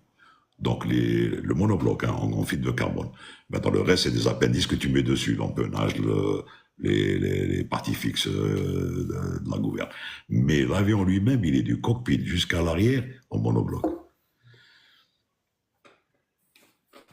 Et quand on dit en monobloc, ça ne veut pas dire que l'île est fermée. Hein. Tu as des ouvertures comme les soutes, les portes. D'accord. Le monobloc veut dire qu'il n'est pas conçu comme les autres avions à panneaux rivés. Les autres avions qui mettent l'Airbus 330, tu as des panneaux, le 195B, le 180A, ceci, cela. Et quand il y a un truc comme ça, ça a été fait spécifiquement pour accéder directement à un équipement à changer ou là à travailler ou là un câblage ou là. Le monobloc, il a été sécurisé au niveau du câblage apparemment sur les parois, donc ils en ont fait un monobloc. Mais ça coûte plus cher, mais c'est plus efficace en aérodynamique. Ça coûte plus cher à la réparation en cas où c'est touché par quelque chose, mais c'est moins gourmand en carburant, c'est comme ça, c'est la nouvelle procédure, c'est comme ça. Là, je Je vous sais pas si remercie. ça répond à ta question, mais vous avez envoyé des vidéos sur les scènes. Oui, je réponds donc à... Non, c'est vrai. Oui, oui, on peut ralentir tout en maintenant son altitude. D'ailleurs, c'est le meilleur moyen de ralentir. Mais encore faut-il rester au-dessus de la vitesse de décrochage. Ouais. Mais Et on sur peut la- ralentir, aucun problème. Oui. Et sur la 330, ce qu'on appelle la green dot, ou bien juste en dessous, parce qu'en lice, il peut aller juste en dessous de 15 à 29 max. Sinon, s'il a toutes ses protections, il va te faire une ressource. S'il n'a pas ses protections, eh ben, il va décrocher. Mais effectivement, la réduction, mais en général, la réduction, elle est en fonction de beaucoup de choses. C'est une restriction contrôleur, va te dire diminuer votre vitesse, ou là ceci, ou là vous êtes en train de rattraper un avion qui est à max 118, vous êtes à 82, passer à 80, comme ça il y a quand même la séparation qui sera respectée entre les deux, et ainsi de suite, mais sans plus. On va voir Kamel, il y a quelqu'un qui s'appelle Kamel, qui demande à monter. Est-ce qu'il demande à monter ou là il fait une... Il n'a pas apparemment beaucoup de connexion. Oui, Kamel. Oui, oui, oui, bonjour messieurs. Je suis une fois déjà monté à votre live et j'avais des informations que vous m'avez données volontairement sur mon fils qui vient d'avoir son ILPTV, c'est-à-dire son diplôme de pilote de ligne. Est-ce que mon son est bien, vous l'entendez très bien? Oui, on arrive à. Oui. Oui, donc je suis un petit peu, là, j'ai un petit peu âgé, et bon, et c'est Âgé. l'heure de ma Impossible. sieste, je C'est impossible que m'excuse. tu sois plus âgé que nous, mais c'est pas grave. Ah, je viens de fêter mes 70 ans il y a 3 jours, Mais donc qu'est-ce que c'est 70 ans, tu es encore jeune. on est on est des bons voisins là. Alors, c'est revenant à nos moutons. Ma question, mes chers commandants, c'est qu'une fois que le pilote vient d'avoir son diplôme de pilotage, quelle est l'étape qui suit? Quelle est l'étape qui suit? Et quand il peut déposer ses CV pour pouvoir rentrer en activité. Ma première question. Merci à vous, cher commandant. Vas-y, j'y vais. Une fois qu'il a terminé, il a sa licence, il peut postuler dans toutes les compagnies. Alors, est-ce qu'il a passé, s'il a une licence algérienne, il faut d'abord qu'il postule dans les compagnies qu'il y a en Algérie, parce que Je m'excuse, je ne veux pas vous arrêter. Il a ça, c'est un diplôme canadien et il est d'origine marocaine. Donc, je ne sais pas l'équivalent, je ne connais pas. C'est à vous de m'orienter. bon, avec le Maroc, je ne sais pas s'ils reconnaissent directement les licences canadiennes ou pas, mais enfin, dans tous les cas de figure, avec une licence canadienne, il faut qu'il se rapproche de l'autorité aéronautique marocaine pour voir si sa licence est validée telle qu'elle au Maroc ou pas. Si elle n'est pas validée directement telle qu'elle, il faudra qu'il passe par un protocole qui lui sera fixé par l'aviation civile marocaine, qui lui dira, voilà, vous devez faire ça ou ça. Alors généralement, c'est généralement un vol ou plusieurs vols, plusieurs heures de vol et un test avec un examinateur du pays. Voilà, mais de toute façon, la première des choses, c'est de se rapprocher de l'autorité aéronautique, donc du ministère des Transports ou marocain, je ne sais pas comment ça marche, s'il y a une direction générale d'aviation civile au Maroc, comment elle s'appelle, je ne sais pas, mais c'est de là qu'il faut qu'il aille pour savoir comment valider sa licence au Maroc. Une fois que sa licence sera validée, il pourra postuler dans les compagnies aériennes marocaines, bien évidemment. Oui, mon cher Mourad, il y a une chose, d'après les dires de mon fils, qui paraît qu'il faut qu'il atteigne un certain nombre d'horaires dans le ciel. Sinon, il est, comment dirais-je, une fois, d'accord, il a eu son diplôme, mais n'empêche qu'il faut qu'il atteigne un certain nombre d'horaires pour pouvoir après ce moment, il peut voir la convertibilité de la compagnie Royal Air Maroc ou alors une autre compagnie quelconque. Mais tout d'abord, il faut qu'il atteigne certains nombres. Je ne sais pas si c'est à 500 heures ou 600 heures. Est-ce que il se trompe? Est-ce que je me trompe? Quand il sort de l'école, il a déjà un certain nombre d'heures de vol, aux alentours de 250 heures à peu près. Après, oui, il les a 210. Oui, c'est ça. Voilà, bon. Non, mais là, une compagnie aérienne peut très bien le recruter avec ce volume horaire-là, et à ce moment-là, lui dire, monsieur, vous allez passer une qualification de type sur la machine de base de la compagnie, ça peut être un ATR, ça peut être, que sais-je encore, quelque appareil que ce soit, considéré comme étant la machine de base, machine sur laquelle les nouveaux pilotes commencent, et donc à ce moment-là, il va... on peut pas demander à un jeune pilote qui sort d'école d'avoir des 600-700 heures de vol, c'est pas possible. Il sort d'école avec un package d'heures de vol qui est, je te dis, de l'heure de entre 200 250 heures de vol, et puis après il est recruté. Et il est recruté, bien sûr, il va pas piloter instantanément, on va lui faire une qualification de type, et il va commencer à piloter. Mais il est tout à fait normal nous-mêmes, on a commencé sur des avions de ligne, alors que nous avions 250 ou 280 heures de vol. Hein. C'est tout. Hein. Mais D'accord. avec la qualification de type qui est faite dans la compagnie. Oui, oui. Kamel, Donc, avec le diplôme qu'ils viennent d'avoir, pardon. Kamel. Allez-y, mon commandant, allez-y. Alors, elle a dit c'est la première étape. Quand il sort de l'école, comme a dit, donc tu as dit il a 210, ça veut dire qu'il a terminé 210 sa licence. La première des choses, s'il veut travailler au Maroc, puisqu'il est marocain et c'est une licence canadienne qui veut faire valoir au Maroc, qu'il se rapproche de l'agence nationale, l'autorité marocaine, la direction générale de l'aviation civile marocaine. Et c'est là qu'ils vont lui donner qu'est-ce qu'il faut pour l'authentification de terreau. Donc il va passer ce qu'on appelle un IR, l'identification rate. Donc il va passer avec eux l'équivalence marocaine pour qu'il puisse être recruté par une compagnie marocaine. Maintenant, comme dans le chat, il y a Chanel qui a dit il a une licence marocaine. Est-ce que ça ne l'intéresse pas de travailler au Canada? Il a une licence canadienne. Il peut postuler au Canada. Très bien.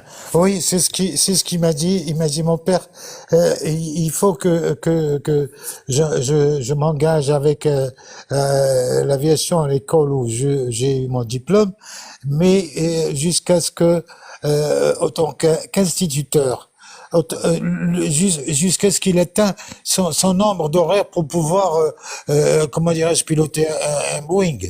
C'est ce qui m'a fait expliquer. Ça va le temps d'un an. Un an et demi. Il faut qu'il atteigne les 700, 800 heures dans son chrono. Donc, vous dites, parce que avec tous mes respects, le temps que vous avez eu votre diplôme, vous avez piloté et tout ça, ça fait une petite éternité. Est-ce qu'il y a quelque chose qui change? C'est pareil. Avec tous mes respects, C'est Kamel. est-ce qu'il y a un changement? Non, il n'y a Oui, pas de changement. Il y a de l'amélioration, donc il n'y a pas de changement. Sauf, Kamel, d'accord. quand on rentre dans ce métier et quand on a fait sa formation de pilote dans une école, on fait un certain nombre d'heures de vol qui nous permet de décrocher et le CPL, donc Commercial Pilot, et la TPL, Frozen, de ligne théorique. Donc, c'est l'équivalent de 250 heures. Quand le gars veut se faire recruter, il y a deux options. Ou il a une licence étrangère, et à ce moment-là, il veut travailler chez lui. Il faut qu'il se rapproche de l'autorité de chez lui pour passer l'équivalence. Mais l'équivalence, comme disait tout à l'heure JB, ça peut être d'un vol à 5 vols, quelques heures de vol. Quand il décroche son équivalence, ça ne prend pas beaucoup de temps. C'est là où il pourra opter une des compagnies de son pays. Et cette compagnie, si elle le prend en fonction de ce qu'il a, elle va lui faire passer une qualification de type sur la machine de base qu'elle a. C'est-à-dire, Voilà. je pense que Royal Maroc, ils ont aussi des Il faut avions. qu'ils soient formatés à leur cuisine, quoi. Mais bien sûr, s'ils rentrent dans une compagnie, d'abord, ils commencent par la plus basse machine chez eux. Ils fassent ces années d'amortissement sur la machine, c'est-à-dire 3 à 4 ans, pour pouvoir passer sur l'autre machine. Je ne sais pas, sur Royal Maroc, ils ont ATR, 37, ils ont le 780. Pour évoluer, oui. Mais c'est exactement le même protocole dans le monde entier.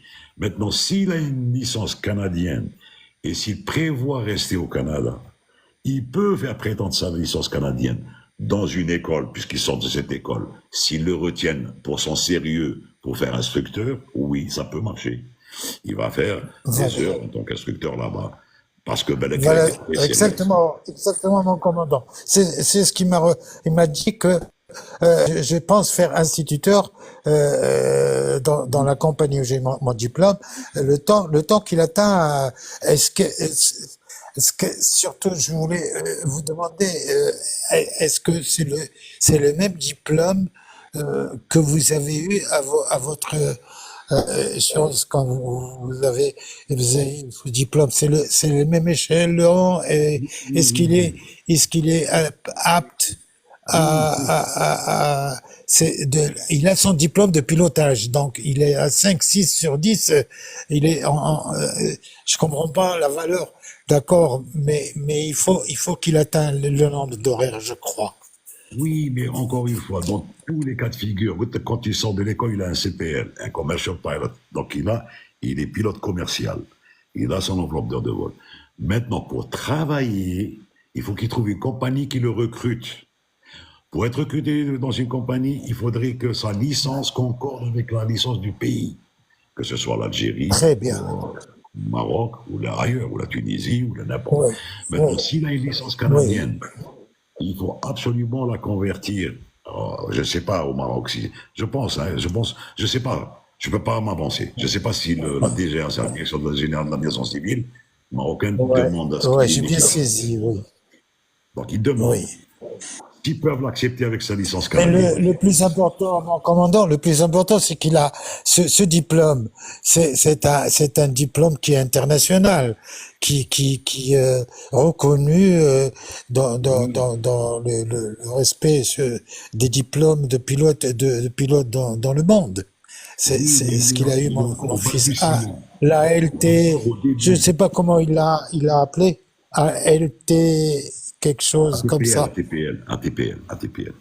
Ben Il a voilà, ça. la TPL. Ça veut dire qu'il est quoi? Qu'il est pilote de ligne. Il est pilote de ligne théorique. Il est D'accord. pilote commercial, licence, c'est-à-dire qu'il peut prendre du monde avec lui sur un bimoteur. Il peut aller, il peut Oui. louer un bimoteur, prendre du monde avec lui. D'ailleurs, Et voilà. excusez-moi, c'est dans la biographie, c'est dans il y a le petit avion. Si vous faites attention, vous allez voir que dans mon live, c'est-à-dire votre live, il y a le single de l'avion qui m'a dit, c'est là où j'ai passé Ouais, on son voit. diplôme. Je vois Voilà, l'avion. il est capable. Ouais. C'est ça, vous m'en parlez de ce genre d'avion. Oui, donc Alors, Il commence par ça. Vas-y, j'y vais, vas-y. il faut être très clair. Pour qu'il puisse postuler dans une compagnie aérienne, il faut qu'il ait le multiple engine. C'est-à-dire qu'il faut qu'il ait volé sur avion bimoteur. Il faut qu'il ait la qualification bimoteur sur sa licence. Ça, c'est clair. Exactement. Il m'a fait voir qu'il a un truc qualification bimoteur. il n'y a aucun problème. S'il a la Voilà. qualification bimoteur, il n'y a aucun problème. C'est exactement le cheminement qu'on vous a dit. Vérifier donc la validité de la licence et puis après postuler. Et puis, enfin, le bon conseil qu'on peut lui donner et que d'autres ont donné, c'est qu'il fasse instructeur dans l'école dans laquelle il a été formé. Il fera des heures de vol. Ça sera toujours un plus pour lui quand il va postuler. Ça sera toujours un plus parce que quand on a plus on a d'heures de vol, plus on accumule d'expérience, plus on a de chances d'intégrer une compagnie aérienne. Ça, c'est clair. Exactement. Bah, vous êtes, je ne sais pas comment vous remercier encore une fois. On va vous envoyer notre IBAN. Comme Vous ça, êtes gentil, vous êtes gentil, et continuez comme ça dans cet live qui est très très important, à connaissance des gens qui sont en train, aux parents ils ont des enfants qui veulent devenir, mais faites continuer. Merci beaucoup. De rien, avec plaisir. Alors, il y a quelqu'un qui a posé une question sur l'OML et le TML. Ouais. Alors, l'OML, c'est Operational Multi-Pilot Limitation. C'est-à-dire que l'opérateur de l'avion doit s'assurer que les deux pilotes ont des certificats médicaux, avec certificat médical, avec un certificat médical OML, c'est-à-dire Opération Multipilote. D'accord, et c'est la restriction. Donc il faut qu'il soit. On appelle ça également l'OML, c'est pour le médical, le certificat médical, mais au niveau des qualifs, c'est ce qu'on appelle la MCC, Multiple Crew Coordination. Tandis que le TML, puisque la question était la différence entre l'OML et le TML, le TML, c'est une restriction sur le certificat médical qui impose que le détenteur ait une correction visuelle pour voir de loin. Voilà, donc il est obligé de porter des lunettes quand il a un certificat médical TML. Voilà. Mehdi, tu l'as déjà posé cette question. Quel type de problème de vol un vol peut-il rencontrer si le poids de passager est mal calculé? Tu l'as déjà posé la dernière fois. ou bien avec que tu l'avais posé à Mourad, par écrit, parce que tu n'avais pas la main, je sais pas. Eh ben, quel type de problème? Eh ben, il y aura une différence. Le logiciel va prendre en compte le poids des passagers qu'on lui donne. Et dans le CG, ça va se voir. Dans la préparation, ça va se voir. Bon, mais en général, il y a un forfait. C'est combien vous faites? 80 kilos par personne et 60 par femme. Hommes 80, femmes 60, je pense. Et un compromis sur bagage à la main aussi, de 5 à 10 kilos, je pense. Et ensuite, ils font un truc. Hein. C'est tout. Ce qui est possible comme problème, c'est que la vitesse de décollage soit supérieure à celle qui a été calculée, et que donc, à la vitesse de décollage calculée, l'avion n'arrive pas à décoller. Donc, on va augmenter la distance de décollage pour éventuellement sortir de la piste, voilà. Et puis, après décollage, en cas de panne moteur, avec le poids plus élevé que celui qui a été calculé, il est possible qu'en cas de panne moteur, ben, l'avion, les performances après décollage ne soient pas remplies et que l'avion s'écrase parce qu'il est en surcharge, tout simplement. Ça, c'est sans parler du problème du centrage de l'avion, qui peut être fort différent de celui qui a été calculé et qui donc implique un avion hors trim. Donc, c'est pourquoi j'avais dit dans ma vidéo sur le devis de masse et de centrage, j'avais dit à quel point il était important que, justement, ces calculs soient faits avec la plus grande précision, de manière à ce qu'il n'y ait pas de problème. Parce que là, c'est trop tard. Hein. Quand on lance le décollage et qu'on est en surcharge, il n'y a plus rien à faire. Hein. Il faut prier le bon Dieu pour que l'avion décolle avant le bout de piste, sinon, ben, c'est le crash. Voilà. Même ça ne sert pas à grand-chose, mais c'est pas grave. Priez. Justement, je me suis toujours posé la question et puis j'arrive pas à saisir. Oui, allez-y. 2 minutes, je réponds à Mahidine. Il existe une limite de poids maximal d'atterrissage. Oui, tous les avions, ils ont ce qu'on appelle landing weight limitation. Mais ceci dit, en parallèle, il y a une checklist qui peut leur permettre de faire un overweight checklist si cette limitation n'est pas respectée à l'atterrissage. Donc, tous les avions peuvent faire s'ils n'arrivent pas à défueler du fuel, enfin, défueler, faire du jetism, défueler et tout, et qu'ils n'arrivent pas au poids max dans l'atterrissage, landing weight limitation, ils peuvent faire un overweight landing. Mais c'est rare, c'est très très rare. Bon, voilà. Mais bon, tous les avions, ils ont un poids, ils ont un zéro fuel, donc 100. Un zéro fuel dans l'avion sans fuel et rien. Ils ont le payload, donc il y a la charge, passager, plus nanana, et plus le maximum take-off weight, donc à ne pas dépasser cette limitation. Bon, sur 330, si vous rentrez dans un cockpit, vous allez voir sur le pédestal, c'est inscrit. Et il y a un logiciel, quand on lui donne tous ces paramètres-là, il compute tout ça et il vous donne la landing distance. Et take-off distance, la landing distance, les vitesses appropriées, tout. Bilal dit que moi j'ai passé une classe 1, mais il n'y a pas écrit TML dessus. TML, je pense, moi je ne l'ai jamais vu sur un certificat médical, et pourtant, quand je pilotais, j'avais des lunettes, mais j'avais, en bas, il y avait une mention, je me souviens plus ce qui était écrit, mais c'était la mention qu'on met ici, enfin chez nous, pour dire qu'on doit avoir des lunettes. Alors, je sais pas, c'était AV, je sais pas quoi. Enfin, il me semble que c'était AV. Peu importe, il y avait une mention comme quoi je devais avoir 2 paires de lunettes avec moi. Forcément, au cas où j'en perdrais une, etc. C'est exactement ce qu'il y avait écrit. Je vais te dire exactement ce qu'il y avait écrit. 2 minutes. Parce que... Alors, concernant l'overweight,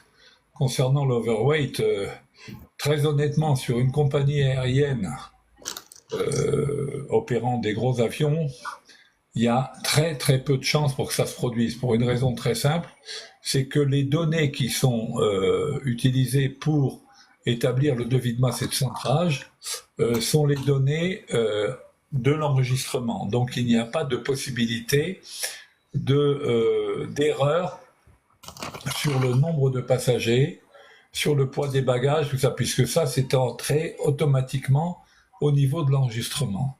De même que pour la position des passagers dans l'avion, c'est le seating qui a été fait à l'enregistrement qui est utilisé pour calculer, pour centrer déjà les passagers. Et pour ce qui est du centrage des autres charges comme les bagages et le fret, c'est fait par le flight dispatcher, mais c'est fait selon un plan de chargement établi pour qu'on arrive à une position de centre de gravité qui soit compatible avec la sécurité et la rentabilité du vol. JB, je vais te montrer mais je ne sais pas si on va pouvoir le voir. Non, apparemment pas. Malish. Bon, il y a écrit, donc tu as un profil, SG, SV, SC, SA, c'est le type 1, expertise type. L'intéressé d'un est déclaré apte au vol, fit for flight. Et l'observation, ils mettent port de correction optique obligatoire. Voilà. Ça, donc c'est l'équivalent du TMR. Le TMR, port de truc obligatoire. Et donc le gars, le pilote, quand il a cette mention sur son classe 1, et c'est porté sur la licence aussi, enfin sur la licence puisqu'il y a classe 1 déjà, il est obligé d'avoir une deuxième paire de lunettes dans sa sacoche de dépannage, en cas où la première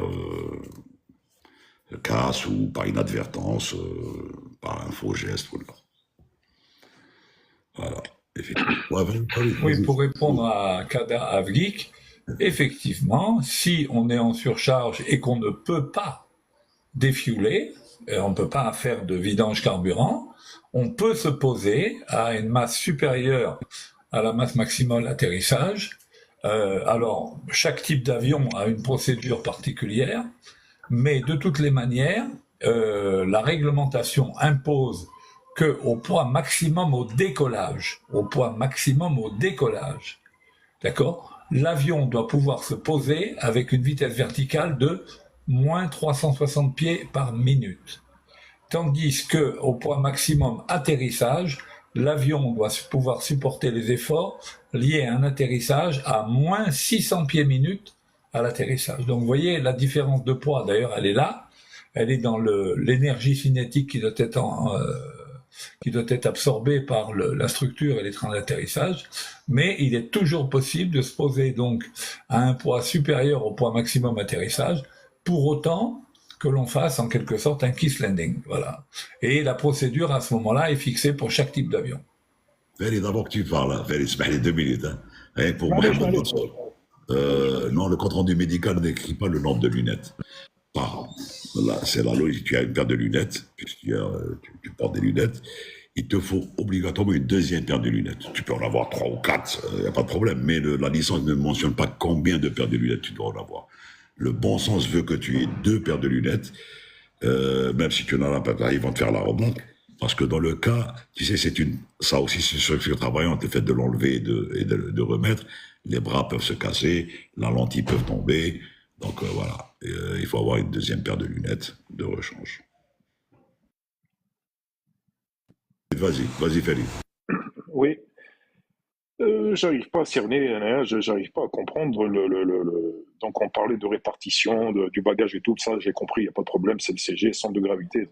Mais à quel moment, parce que j'arrive pas à cerner l'action, à quel moment on arrive à déterminer le poids du passager et la place qu'il doit donc à la place où il doit s'asseoir dans l'avion. Est-ce que ça se fait en amont de l'embarquement? Est-ce que c'est pendant l'embarquement? Et pourtant, je m'aperçois qu'il n'y a aucune pesée. Je veux dire, on peut pas peser le passager. Je ne sais, je crois pas. Je vous explique. Les compagnies aériennes, parce qu'on ne peut pas peser les passagers, ça prendrait trop de temps, les compagnies aériennes prennent des poids forfaitaires pour les passagers, qui sont mesurés statistiquement, etc. Et d'ailleurs, même la réglementation impose qu'il y ait une vérification statistique de ces poids à intervalles réguliers. Je pourrais pas vous dire quel est l'intervalle, c'est le genre de truc que des fois j'enseigne, mais je vois pas l'intérêt de mettre ça dans mon disque dur. Toujours est-il que on prend un poids forfaitaire. Alors des fois, il y a des compagnies qui vont jusqu'à dire sur les vols réguliers l'été, sur les vols charters l'été, sur les vols réguliers l'hiver, sur les vols charters l'hiver. Bon, à chaque fois, on a un poids forfaitaire différent. Ce poids forfaitaire, des fois sur certaines compagnies, il inclut le bagage à main ou il n'inclut pas le bagage à main, peu importe. Toujours est-il que le poids forfaitaire que l'on utilise est par définition supérieur au poids réel déjà des passagers. Donc déjà, on est sûr de ça. En général, c'est 80 kilos les passagers adultes. Alors il y a des fois, on travaille au gender. Des fois, on dit les hommes tant et les femmes tant. Par exemple, on va prendre homme 80 kilos, femme 65 kilos, par exemple. Je vous dis pas que c'est le cas dans toutes les compagnies, mais bon, on peut faire le gender. Et puis vous avez les enfants, tous les enfants, ils sont à 35 kilos et tous les bébés sont à 10 kilos, par exemple.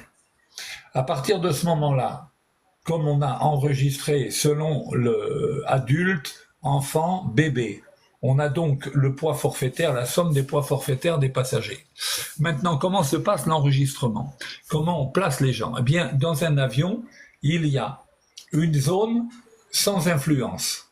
Il y a une zone qui a pratiquement très peu d'influence, c'est la zone qui est, si vous voulez, quand on voit l'avion sur le côté, une zone qui se situe de part et d'autre, enfin au-dessus des ailes et un peu de chaque côté. Bon, c'est une zone dans laquelle il y a très peu d'influence des passagers. Très peu. Très bien.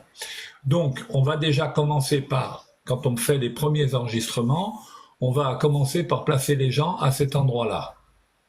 Ensuite, on va répartir sur l'avant et l'arrière de la cabine, de manière plus ou moins équitable. Ça, c'est ce que les agents d'enregistrement font.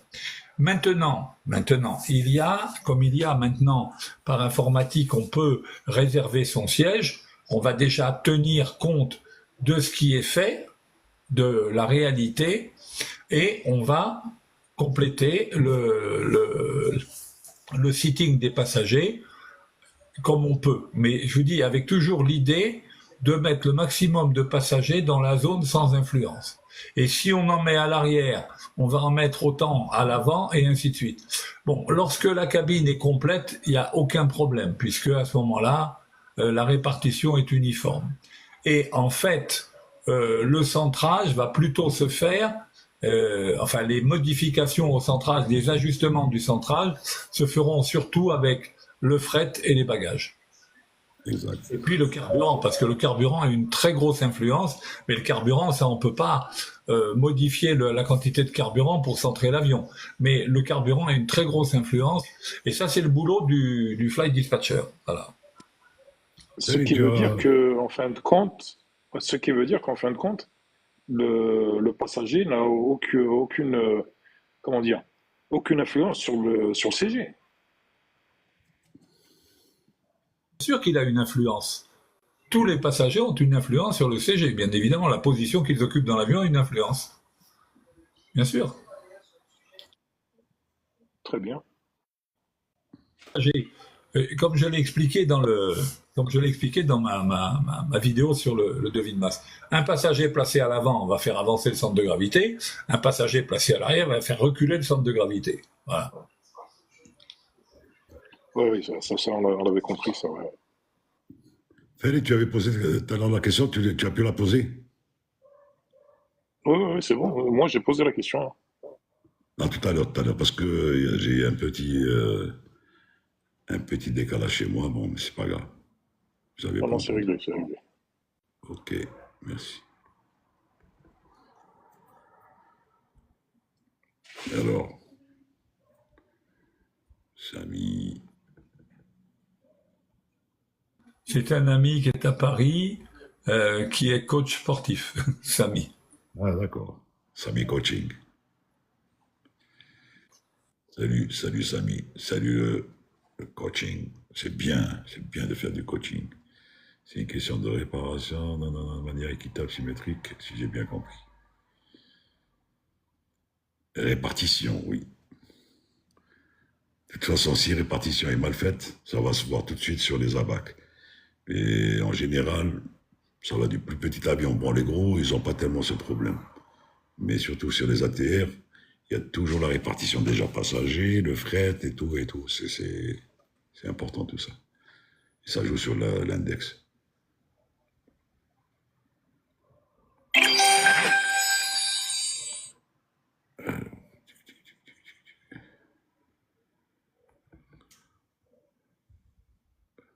Tu es en train de te faire des contours. Ah, tu as changé le truc, c'est bien. Tu as changé, mais on a l'impression que tu as un voile. Hein. Il y a un ange venu du paradis, là. Il faut que tu mettes Belek mets la photo, mets la photo de l'avion là, mets celle-là, mais je pense que tu l'as, JB. Celle que je t'ai envoyée, celle-là. Voir, comme ça, on va faire une uniformisation du live. Uniformisation. On va uniformiser le live. Et donc, essaye de mettre cette photo-là. À 3:30.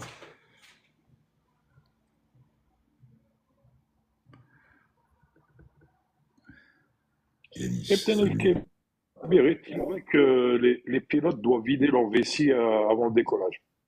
Non, non, pas obligatoire. Les PNC. Non, pas obligatoire. Si le gars il a une envie pressante, eh ben il va se faire vider sa vessie avant de décollage.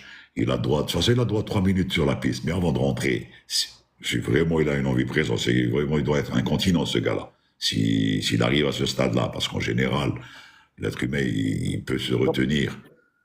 Donc non, c'est pas Dans une. ce sens, je veux dire que l'effet du Ouais. décollage, peut-être, c'est ça que je voulais dire. L'effet du décollage Eh ben, incite à... Non. non, non. Chauffe.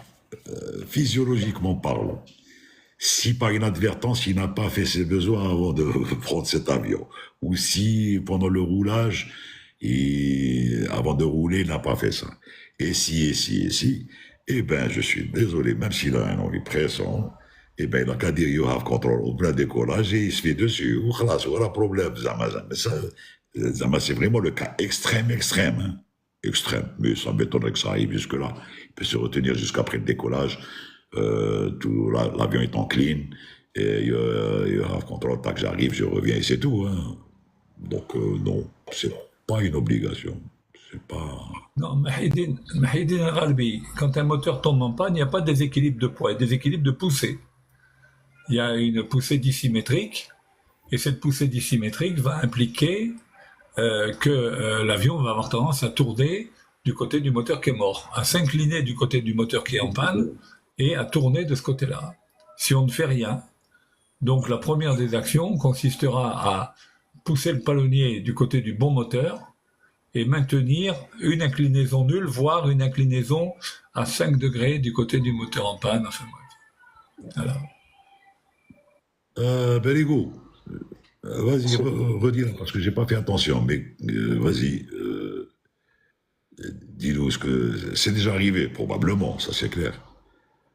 C'est déjà arrivé, ça, c'est très probable, c'est des trucs qui peuvent arriver. Mais bon. Et en général, bon, nous est tous arrivé d'avoir une envie pressante, personne n'a fait attention à ma remarque. Mais laquelle? J'ai pas fait attention, oui, mais à coup pas. Quelle est la remarque que tu as faite, pseudo Qadour? Berigo. C'est Berigo qui a le pseudo Qadour, j'y vais. Je sais, oui. Salut, Berigo. Hello, monsieur Essentiel. Personne n'a fait attention à ma remarque. Attends, qu'est-ce qu'il y a? Ah, yandallah. Dis-la devant, c'est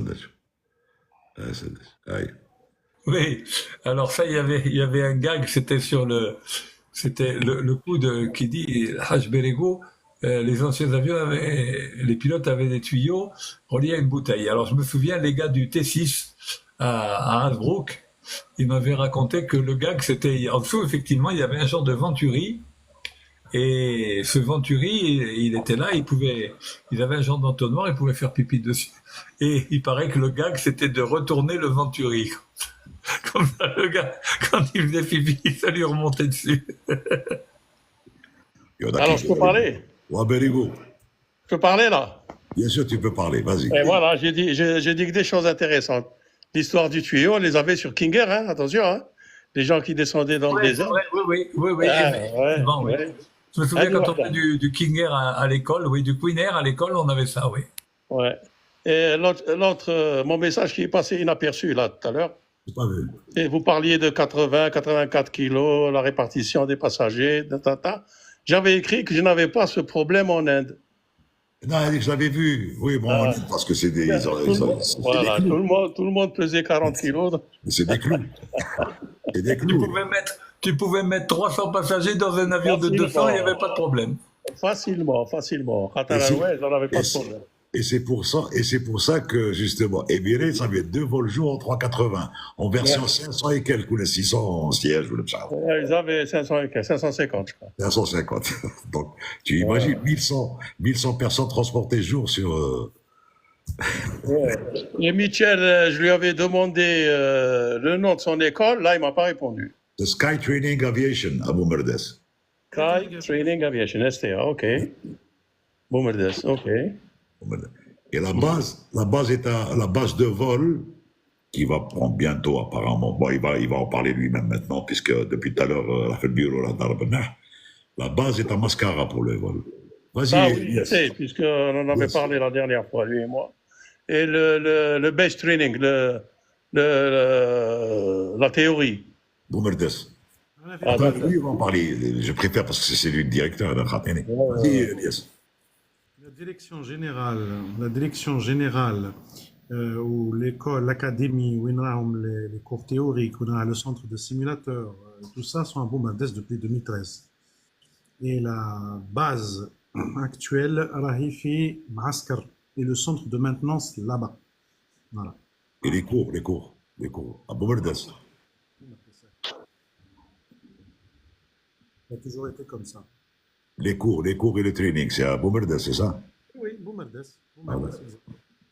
Tu as reçu, Berigo? Oui, il y a un parent d'élève qui m'a appelé pour son fils. Il m'a demandé, je lui ai dit, je vais demander à quelqu'un qui est avec moi online. Bon. Donc, le gars, il va se présenter à Boumerdès, c'est ça. Ils vont demander Sky Training Aviation. Hein? Ouais, Il c'est n'y a bien aucun ça. problème. D'ailleurs, Bad, Nourdine peut te donner mes coordonnées. Si tu l'envoies, Polo, on va le recevoir ici, il n'y a pas de problème.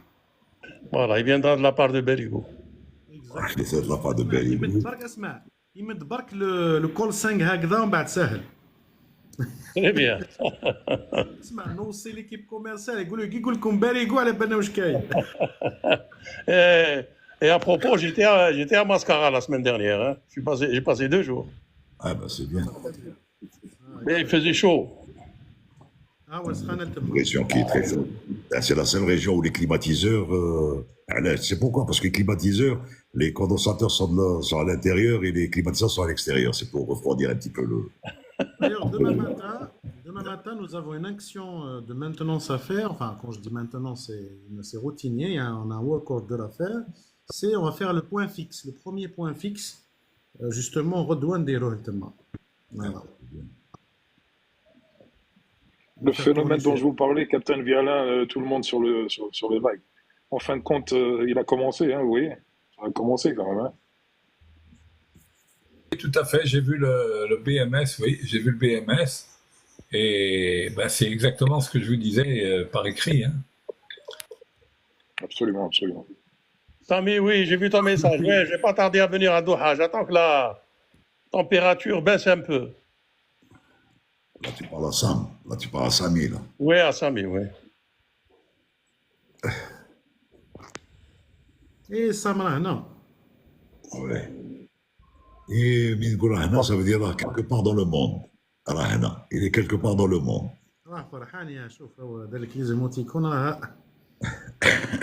Par contre, l'image que vous avez choisie, Captain Viala, va complètement à l'opposé de ce que vous incarnez. Vous avez la tête dans les nuages, là. Ben oui, ben, j'ai eu la tête dans les nuages pendant pas mal d'années.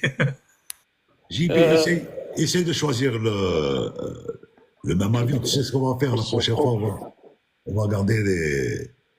Bah, tu sais pourquoi j'ai gardé cet avion? C'est rien que pour avoir l'empreinte du live, c'est tout. Hein, mais sinon, Oui, oui. Non, mais j'ai des photos, par exemple, du cockpit du 727 ou quoi, je vais les mettre. Très bien. Je vais voir à les positionner, ouais. Je vais voir. J'ai vu, quelqu'un m'a envoyé une vidéo qui circule d'un capitaine qui a pris sa retraite. C'est Mimouni. en bas. Ouais, je me rappelle de lui. Je me rappelle quand il est rentré à la compagnie, il a volé avec moi en tant que copie, je lui ai même fait l'instruction. Mais je Exact. vois qu'il est sorti avec 30 000 heures de vol, les gars. Vous savez ce que c'est, 30 000 heures de vol? Oui, bon, Jet, on en parlera en aparté. c'est du jet, 30 000 heures jet, tu sais ce que c'est? À l'époque, Annad Mustafa, Allah yarhamou, il m'a dit, il partait en retraite, il m'a dit qu'il avait 28 000 heures, Galil Hajj, mais euh, le tiers était hélice et turboprop, Cherokee 6, il a fait beaucoup de DTA. Mais jet. Alors, pour en revenir à cette histoire de pipi, besoin pressant pour avant le décollage. Alors moi j'ai un exemple.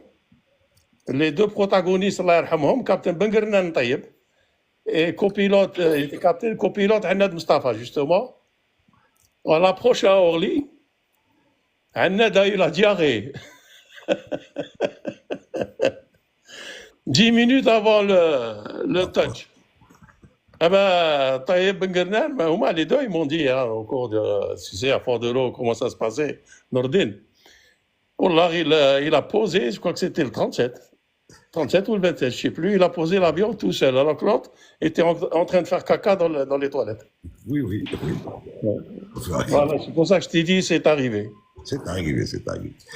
Ah, donc ça fait partie d'un packaging d'anecdotes, d'ailleurs qui fait partie aussi du packaging, c'est le nombre de vol que tu as cité tout à l'heure. Parce que tu as oublié une chose, que tu n'étais pas là-bas, tu n'étais pas là peut-être. Non, moi j'ai quitté en 95. En Donc je peux pas 95. savoir. Ouais. Alors, est-ce que tu as entendu parler de la période où il y avait les heures de vol? Bon, enfin, après on en parle. Ouais, classe, ouais. Donc, tu le laisses de côté. Ah, d'accord, ok. Les gens, ils ont profité du coup, ouais. Enfin. Moi, j'ai vécu cette histoire Même d'intestin. Cette histoire d'intestin, moi, je l'ai vécu sur un Niamey avec Tahar Lounès, Allah yarhamou. Il avait pris un jus de fruits qui l'a rendu malade. Ouais. Et c'était pareil.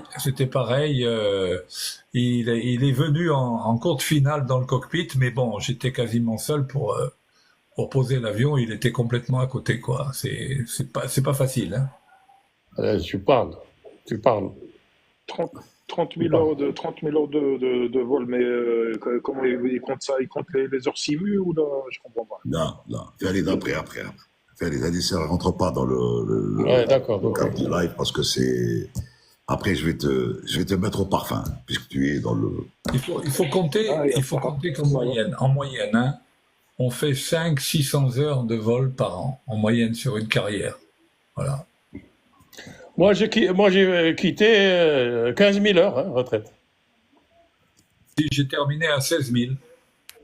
15 000 heures, mais nous, c'était à la minute près, hein, le Qatar. Hein. Alors, C'est c'est pas- nous qui te parle. Moi, C'est ça a pas toujours de été Allah yarhamou, Alger-Londres, 4h30. Mais là où tu as roulé jusqu'à Mascara. Allez, go. Allah yarhamou. Celui qui te parle, celui qui a rédigé depuis le début. 17 000 heures de vol, mais autant au simu. Ouais. Bon. Enfin. Si ça peut leur faire plaisir, hein, ils peuvent mettre 100 000 heures. Hein. Une zone restreinte apparaît autour de vous. Comment peut-il arriver et que faire à ce sujet? Dans une zone restreinte, elle n'apparaît pas comme ça. S'il y a une restriction sur une zone, elle est déjà déterminée dans le truc, elle est déroutée, elle est contournée par un plan de vol. On ne peut pas la traverser comme ça. Maintenant, si par inadvertance tu traverses une zone et il y a une guerre qui va s'éclater et que personne n'était au courant, eh ben tu vas subir cette zone en essayant ils vont te donner l'information, donc ou bien il faut l'escaper ou bien tu vas te faire descendre. Donc une zone restreinte, par définition, elle est déjà sur les NOTAM. Donc le pilote, il est au courant Et s'il voit que son routing passe par là, il va dire, hé, les gars, sur mon OTAN, c'est une zone restreinte ou interdite, survol ou là, changez-moi de plan de vol, c'est tout. Maintenant,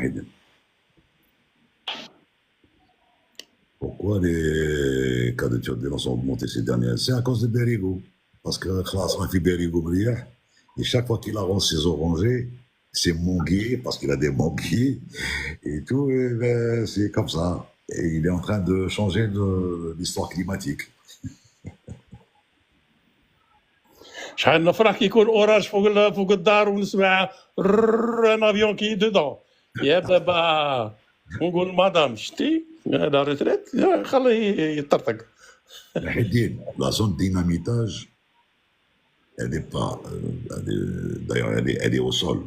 Quand tu dynamites au sol, ça n'atteint pas les niveaux 350, 400. Donc, tu peux dynamiter comme tu veux.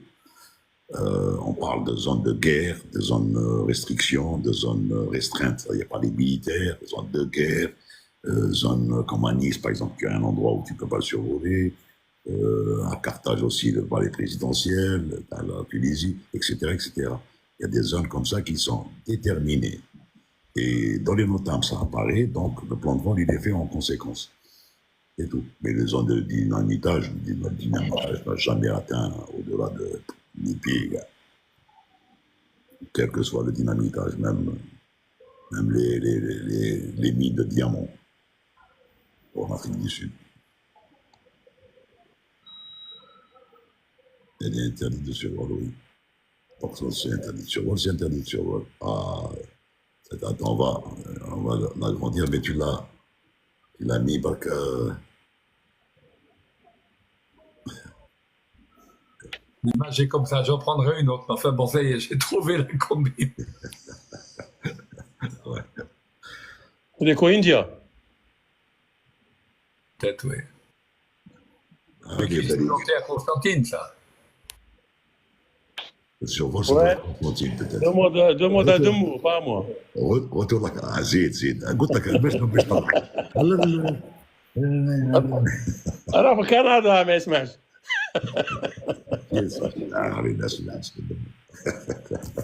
Non, JB, tu gardes le truc, mais tu retournes la caméra seulement. Tu appuies sur toi-même et tu mets retour sur le truc et tu retournes la caméra. On va voir que le. Ou là, tu veux changer d'un, pas de problème. Alors, vous assistez en live. Il y a. Attends. Il y a JB qui fait Mumuse. نور الدين عليها قلت لك ما طلعنيش انا. Non, ça ne me dérange pas. Mais bon, ceci dit en passant, c'est une période exécrable, Yadik. Oui, il y a eu ce qu'il y a eu, mais c'est pas. On n'a jamais arrêté de dire et de parler de l'honnêteté intellectuelle, l'honnêteté. Il n'y a que l'honnêteté qui paye. Il n'y a que l'honnêteté qui paye. Il n'y a pas autre chose. Je réponds à Mohamed at 13 flight. Dans les zones de turbulence, le pilote a des instructions à suivre. Tu es dans une zone de turbulence, tu es déjà dedans. On choisit le niveau 280 et 282. Voilà. Oui, et on attend que ça passe. On ne peut rien faire.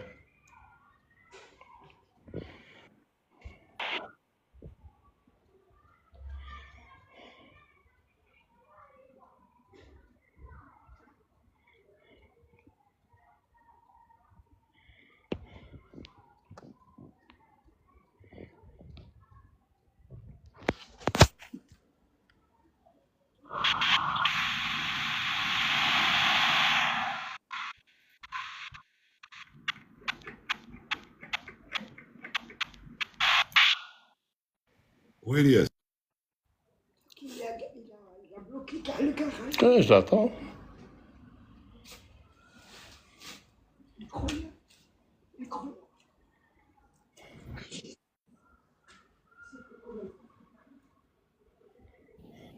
On est arrivé à 26K, 26.4, un peu plus, on arrivera à 30 000. De quoi? J'aime du live. Les likes. Ah, d'accord. La prochaine fois, je leur ai dit, je vais arrêter le chat, je vais l'arrêter jusqu'à ce qu'on atteigne 100 000 et je lâche le chat. Pourquoi l'atterrissage dans l'eau n'était pas une bonne option en cas d'urgence? Parce que l'eau est plus dangereux quand le ditching est plus dangereux que le crash, évidemment. Il y a toute une procédure pour faire un ditching, un atterrissage sur l'eau, à cause de beaucoup de choses, la houle, de trucs, les vagues et tout et tout. Mais quand c'est un crash qui est fait d'une façon, disons, smooth, c'est mieux que de se poser sur l'eau. L'eau est une surface solide. Il ne faut pas croire que l'avion va se poser comme ça. Il faut vraiment le faire à la Hudson, comme il l'a fait. En plus, c'était un lac. C'était pas la mer. La mer, c'est autre chose. Non, mais si tu percutes la mer, c'est-à-dire un crash, c'est comme si tu percutais du béton. Hein. Voilà, c'est ce que j'ai dit. C'est des molécules hein, aussi. Hein. C'est comme le sol, l'eau, c'est kiff-kiff. Hein. C'est des molécules. Hein. Exactement. D'ailleurs, le fameux crash du 3-20 août 2000 à Bahreïn, j'étais au Qatar. À Bahreïn, le Caire Bahreïn, le 3-20 et Gali Lemdani ont retrouvé des oreilles à 300-400 mètres. Hein. Des oreilles, des têtes, des mains. Et pourtant, il a craché en mer. Ouais. Il a mis une belle photo, JB.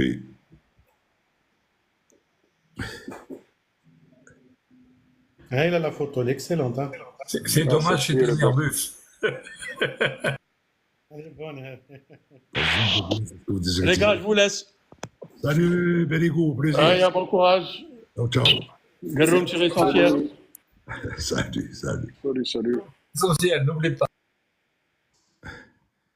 Les mesures de sécurité d'un avion peuvent-elles changer avec les nouvelles technologies? Les mesures de sécurité d'un avion peuvent-elles changer avec les nouvelles technologies? Oui, plus on avance dans la technologie, plus les mesures de sécurité atteignent une pointe meilleure que celle dans laquelle elle était, mais toujours est-il, le CRM, le facteur humain, l'humain est primordial, même quand il y a des trucs. Même quand il y a ces choses-là. L'humain est un outil plus important que la technologie, plus important que tout. La technologie, il faut d'abord la comprendre, savoir l'utiliser, savoir la manipuler, et voilà. Je ne peux pas dire j'ai une Ferrari amateur, non. Tu peux avoir une R4 et être bien tenu. L'interlock, nous le disons soit à l'interlock. Yes.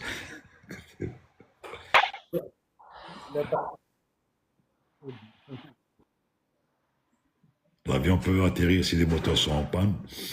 Dans le cas où il n'arrive pas à redémarrer ses moteurs, l'avion plane. Donc oui, il peut, s'il est aux abords d'un aéroport, il peut se poser carrément. Si ça vient de lui arriver, par exemple, au décollage, et s'il fait un 180, à la limite, il peut peut-être réussir à le poser. Et sinon, ben, il va faire de son mieux pour brouter l'air, se trouver un endroit où se poser, oui. Mais il plane plutôt. Même si c'est deux moteurs qui tombent en panne et qui n'arrivent pas à les démarrer, il peut se poser. Il y a des procédures pour ça. Bon, encore une fois, l'être humain rentrera en ligne de compte. Un risque zéro n'existe pas. C'est impossible, Flamingo. Ça m'étonnerait qu'on puisse arriver à un risque zéro. Ça m'étonnerait. Parce que plus on avance dans la technologie, plus il y a une incompréhension peut-être des fois, plus il y a des choses qui sont mal assimilées, plus, et plus on fait confiance à la machine, et plus on ne met pas le grain de sable de l'être humain sur cette histoire. Vas-y JB, tu voulais dire quelque chose sur...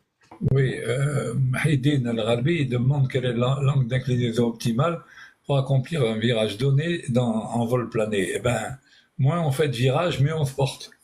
Parce que quand on est en virage, on est obligé d'augmenter l'angle d'incidence et donc on diminue la finesse.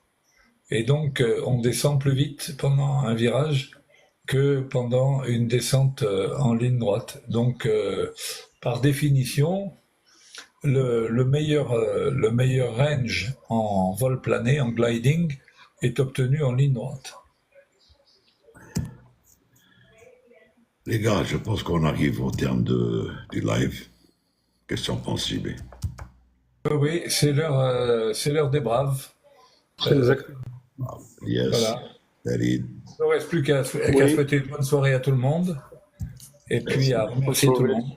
Voilà. Bonne soirée également. À Bonne demain. soirée également. Allez, Voilà. Allez, ciao, Ah, ciao. Ciao, ciao. Allez, Au à plaisir. Ciao, Au revoir. plaisir. Ciao, ciao, merci. merci.